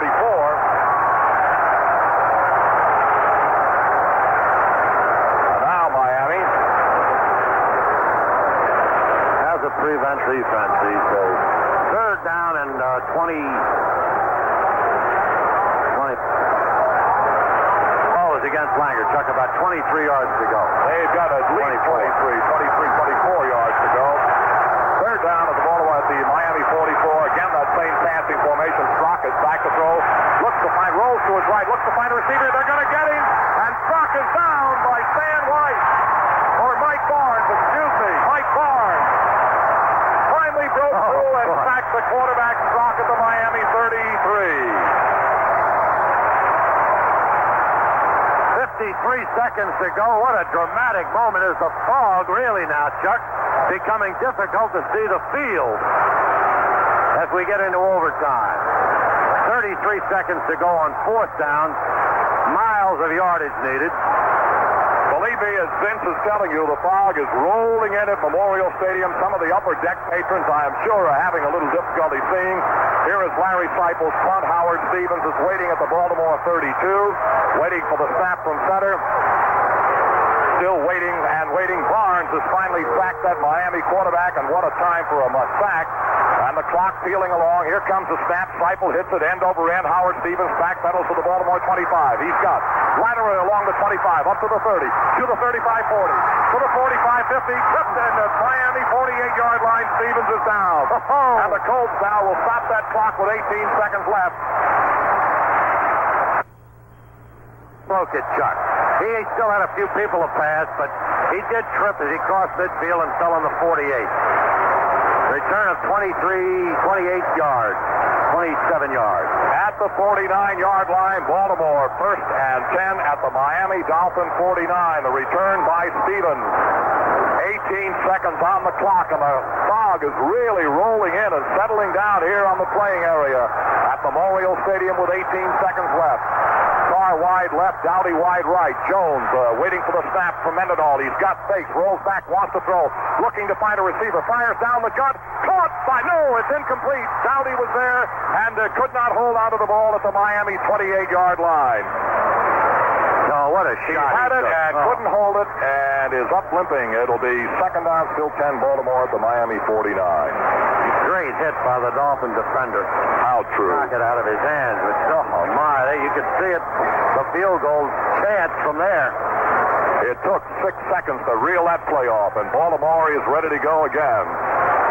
What an amazing picture, and what an afternoon of football in Baltimore. And now, at the end of the regulation period, the Colts and the Dolphins in a 7-7 tie. Dowdy wide left, Carr wide right, and Jones again waiting for that snap from Mendenhall in motion. Dowdy toward his own backfield. A fake handoff, rolling back to throw is Jones setting. Looks to find a receiver, fires down the gut. It is incomplete again, trying to hook it up with Glenn Dowdy, and Jake Scott was there to break up the play. An incomplete forward pass, and the Colts come up to third down at the 49 as they try desperately to get in field goal position for Tony Linhart. Now they almost have to go for the touchdown. Well, they do have a timeout. They have all their timeouts left, but 7 seconds. It'll take them that long almost to run the play, so I don't know whether they'd have time, Chuck, to kick the field goal even if they complete a deep pass. It would be very difficult to think that they would right now. And if they run that sideline pattern with about a second or two, yeah, they might get it. Dowdy now coming wide right, Dowdy wide left, Carr wide right. Third down, 10 at the Miami 49. Jones yanked it away, back to throw, a deep drop, looking now, running out of pressure. Jones is still in trouble, running upfield. Now stops, fires toward the end zone over everybody. Incomplete forward pass. He just threw it away. Jones hoping that it won't be called intentional grounding, and that's it. The gun has sounded here at Memorial Stadium. That's the end of the regulation play with Baltimore and Miami tied 7-7. We'll be back with overtime in 60 seconds. We'll take a look. Well, we have that 60-second break before the flip of the coin, and that's very, very important. Who wins that toss? First team, of course, that scores in the 15-minute period wins the ball game. Okay, Oakland has scored again. Banaszak, 3-yard run, extra point good by Atlas Blanda. It's 13-3 Oakland over Houston. That is in the second period. Now the Cardinals, Peyton has run the ball 10 yards for a touchdown. The extra point blocked. Well, Vince, we go to overtime here in Baltimore, and the Dolphins have won the toss and have elected to receive. Now, there have been 8 overtime games so far this year, and 6 of those 8 overtime football games have been won by a field goal, and 6 times the team that won the toss lost the game. Well, we'll figure Tony Linhart can kick it down deep into the end zone, and Miami will put it in play at the 20.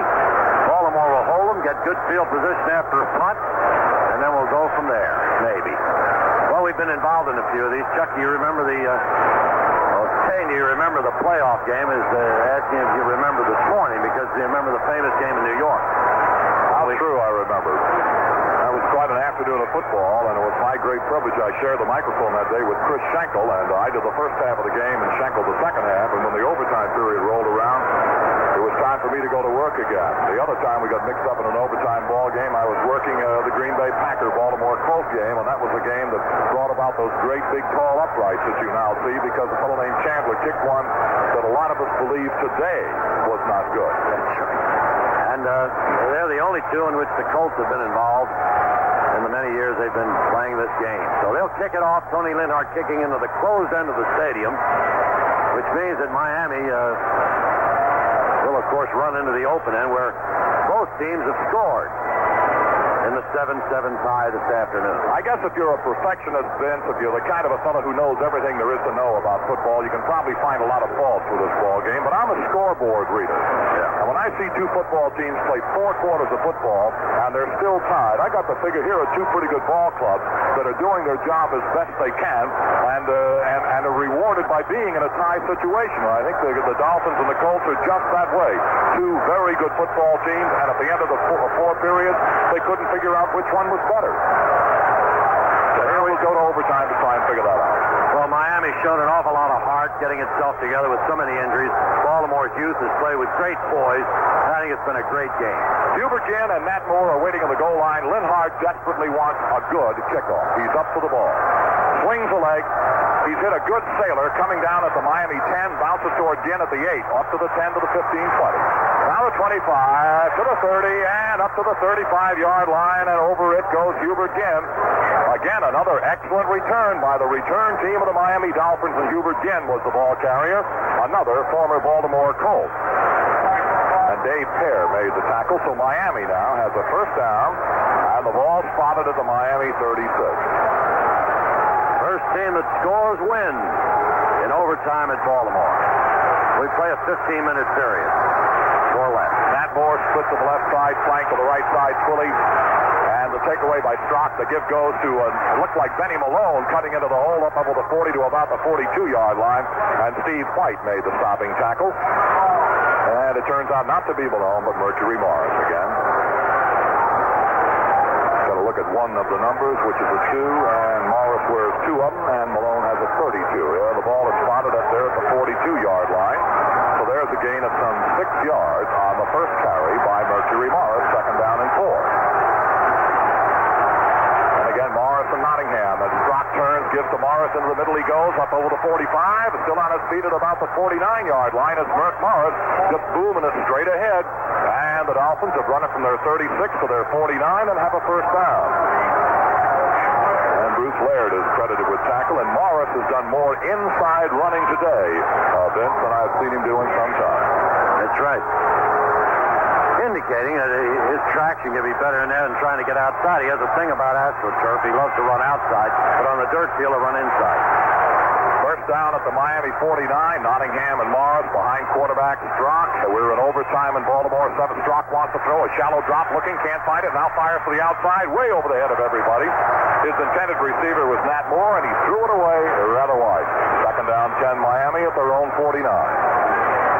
You know, the pressure hasn't even gotten close very often, which is an indication of the excellent job the Miami offensive line has done. Baltimore has pressured passes this year relentlessly, leads the league in sacks, 56 sacks now, I guess it is, isn't it, Tom?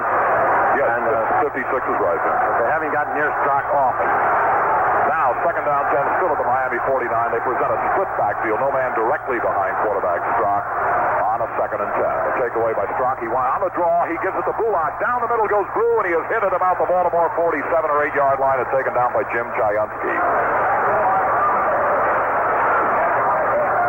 And down on the bottom of the pile, Joe Ehrman. And Miami keeps shuttling 2 and 3 players at a time. The ball is spotted at the Baltimore Colts 47-yard line.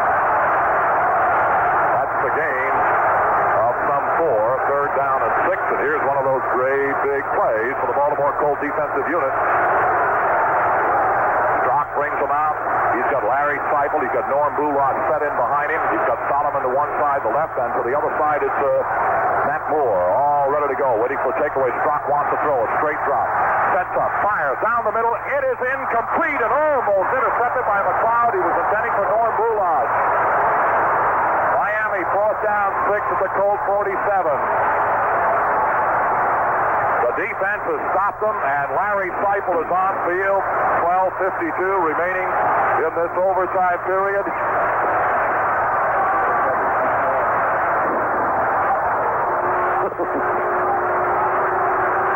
Well, Seifel don't run it now. Don't fool us. 4th and 5. They got to kick it from midfield.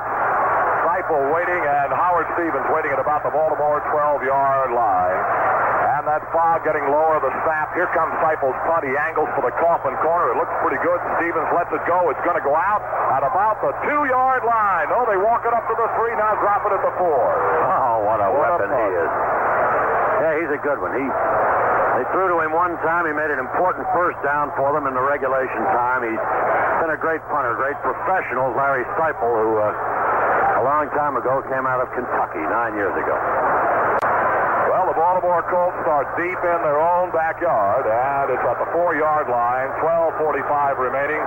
Now Miami's defense wants to try and throttle the Colt offense and force good field position after the David Lee punt. Well, let's see what Baltimore can do about it.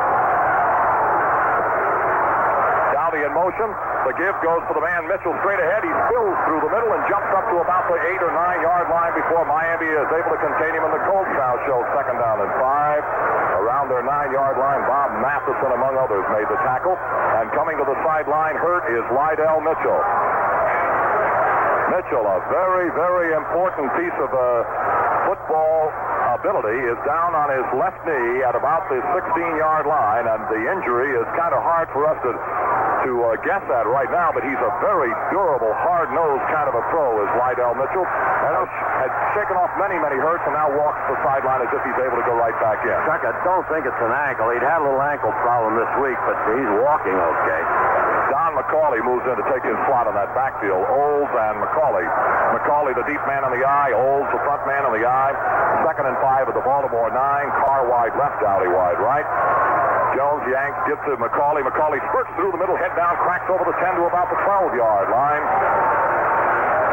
A good good, determined run by Don McCauley, and here comes that guy, Mr. Mitchell, again, right back into that Colt backfield. Nope, they won't let him go in. They say, get out of here, Lydell, and take a little bit of a breather. Well, they're going to measure for first down yardage, and our angle is not good enough to even make a guess, so we'll just wait and see. I figure they figure that if it's a third and short, they want McCauley in there anyway, so Lydell sit down briefly.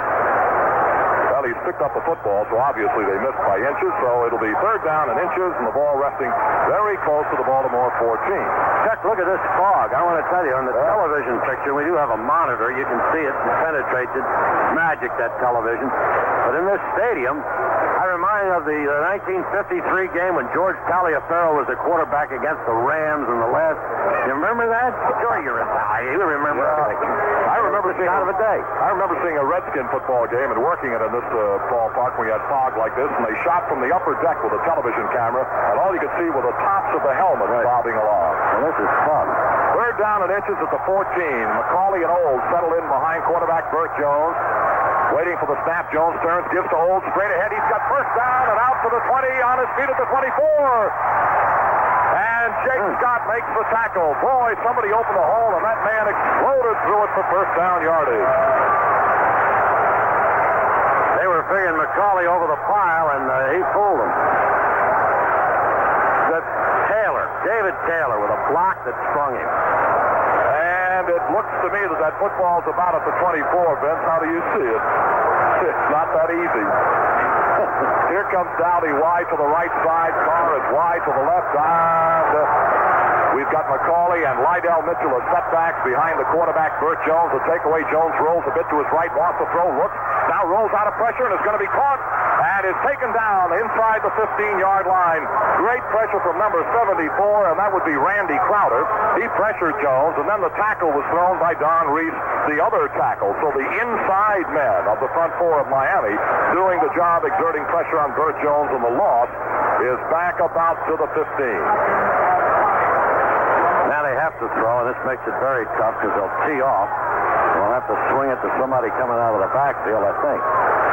Now, oddly enough, the fog is lifted just a little bit. It's kind of rolling in and out, like we're at sea. Carr wide left, Dowdy wide right, split backfield, nobody behind Burt Jones. Second and 19, Jones drops to the 5, wants to throw. Men are rushing and throws up the middle. Caught by McCauley, and McCauley is held at about the 19-yard line, and that Miami defense is tenacious and very skillful. Boy, how they diagnose those plays, and getting right to it, number 59 is Doug Swift. So the pass to McCauley is spotted down at about the 19. Third and 15.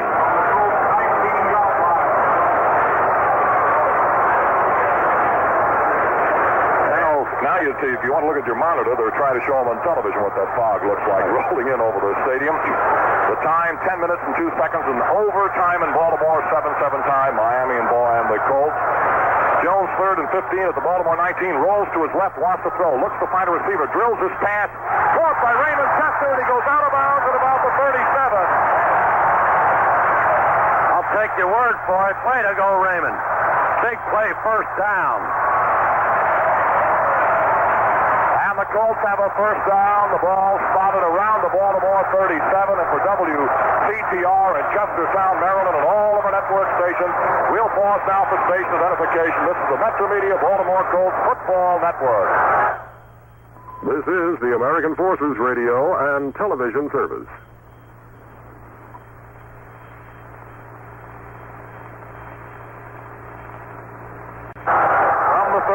First and 10. Jones on a broken play runs out to his right and gets nailed at the 30-yard line. The Colts busted the play. Charlie Babb read it and came in and knocked Jones down with a very solid tackle at the 30-yard line. So lose 6 yards on a busted play. And it's now second down 16 at the Colts 30-yard line. Well, on 2 successive plays on first down now, Jones has had his trouble. He got caught and nailed in his own backfield trying to scramble and run out of trouble the last series before this. And on the first play in this next series, he has been dropped for another big loss of 6 yards. Now he's got a second and 16 at the 30-yard line. Looking to find some kind of help. He takes the ball away, wants to throw a deep drop, sets up, fires. Incomplete, I believe, or did he catch it at the 45-yard line? Carr comes up with the ball, and they say he caught it. nice grab, and Don Shula's pretty close to him over there, and he didn't move, so I'm sure it's a good call. 15 yards. 3rd and 2. 3rd down and 2 right now, and we can take a look at it on our replay here and see what kind of a catch. Oh, yes, a very good and legal catch, no doubt about it. That's if pictures don't lie, and I don't believe that they do very often. At the 45, 3rd down 2 for Baltimore. Olds and McCauley, the setbacks behind Burt Jones. Takeaway, give to Olds, left side. He jumps straight ahead. He may have first down yardage. He's very, very close at about the Baltimore 47. I believe they'll stop it and measure, but Olds is reasonably close unless they move that ball back from where I saw the spot. And right now I'm having trouble seeing the football because Crowder is in my line of vision. But he's very close to it and will be within inches if in truth he does not have it. At around the Baltimore 47. They stretch it, put it down, and Jones says first down, and the referee says you got it right, kid.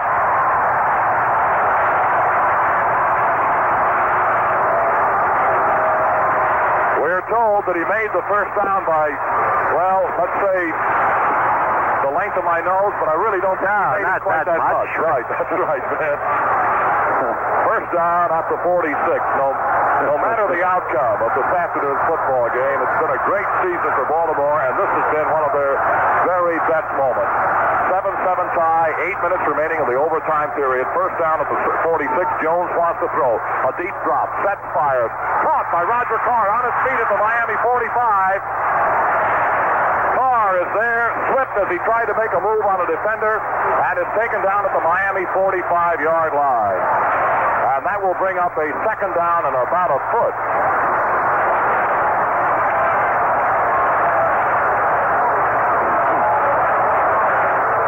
Second down and about a foot right now for the Baltimore Colts. They're resting at the Miami 44.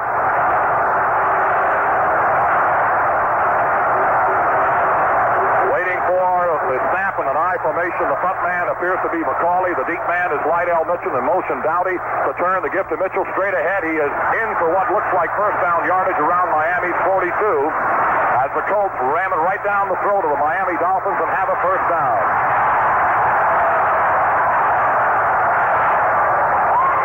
7 minutes remaining, Vince. First down Baltimore at the Dolphin 43. I've run out of room in the down chart, Vince. We're going to have to turn over another page. Turn the page and turn a page of history, Chuck. I'll tell you, that way. Well, it has been an afternoon of just sensational football. I formation, first down at the Miami 43. The give to Lydell. Down the middle he goes to the Miami 40. Inside maybe to the 39-yard line, and guys like Steve Cowell help make the tackle. A gain of about 4 on the play. And it'll be Colts, second down 6. The ball resting at the Miami 39. 6:23 remaining. Second and 4, second and 6 rather, is about all you bargain for if you do that every time. And the time is not really a problem as long as they hold on. Well, I'll tell you, they're fighting for a championship, the Colts and the Dolphins, and they're doing it the way championship teams should. I'll tell you, this is a fierce, thick brawl. They are really two outstanding football teams playing as well as they know how. Again, out of the eye, here goes Dowdy in motion toward the backfield. The pitch out to Lydell Mitchell, makes the swing around the corner, down to 35, inside the 35 to about the 34, goes Lydell Mitchell, and he'll be about a yard short of a first down. I want to tell you, when Coons and Chester and Collette on that side, I think there's a better right side in the league, an offensive unit, blasting the way for Lydell to move. 5 minutes and 31 seconds on the stadium clock in overtime in Baltimore. Miami 7 and Baltimore 7. Colts with a third down 1 at the Miami 34. As Jones and his teammates come up to that football. With Bill Olds and Don McCauley as setbacks behind the quarterback Burt Jones. Third down at about a yard. Waiting for the takeaway. The give goes to McCauley. Right side. First down. He's on his feet at the 25 down to the 21. Oh, man.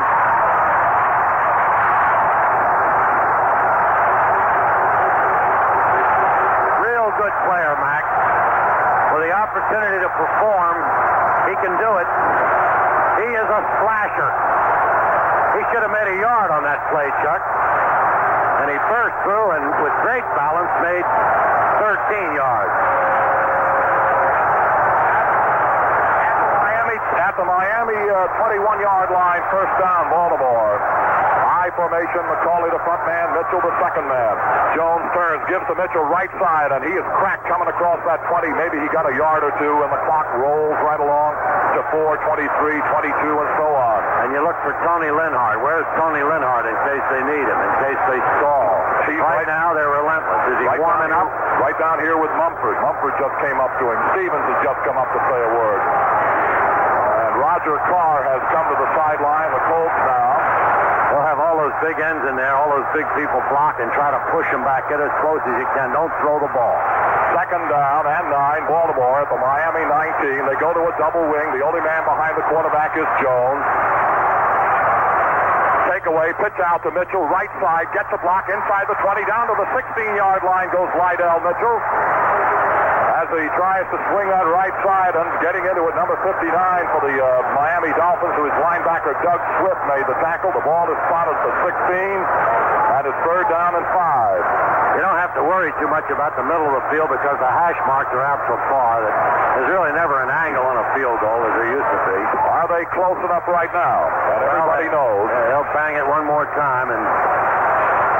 Third down and 5, and I find it awful tough, Vince, to sit in the chair right now. Right.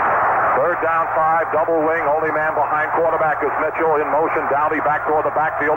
Jones on a broken play, wheels out around his left end. He's running. Jones cuts down to the 16 to the 14-yard line, and he falls down there. Healthy Jones might have tried for more, Chuck, but that was a good call to fall down. And here's the field goal team coming in, and they could win it with about a 20 plus 10, 31-yard field goal probably. Look around the sideline. All of the photographers of the world are up down there at the goal line. Jones comes to the sideline. He gets a standing ovation, does the gutty kid from LSU. And now it all rests on the shoulders of a guy by the name of Tony Linhart. Jones Dom Reyes will be the holder. This will be spotted at the 21. It is a 31-yard field goal for perhaps all of the marbles. Waiting for the snap. There it is, spot, kick. It's in the air. I'll wait for the official. He did it! I don't have to tell you. Linhart is in the game. Can you believe it? He's never had to make a pressure field goal. He's never had to make a pressure kick, and he did it.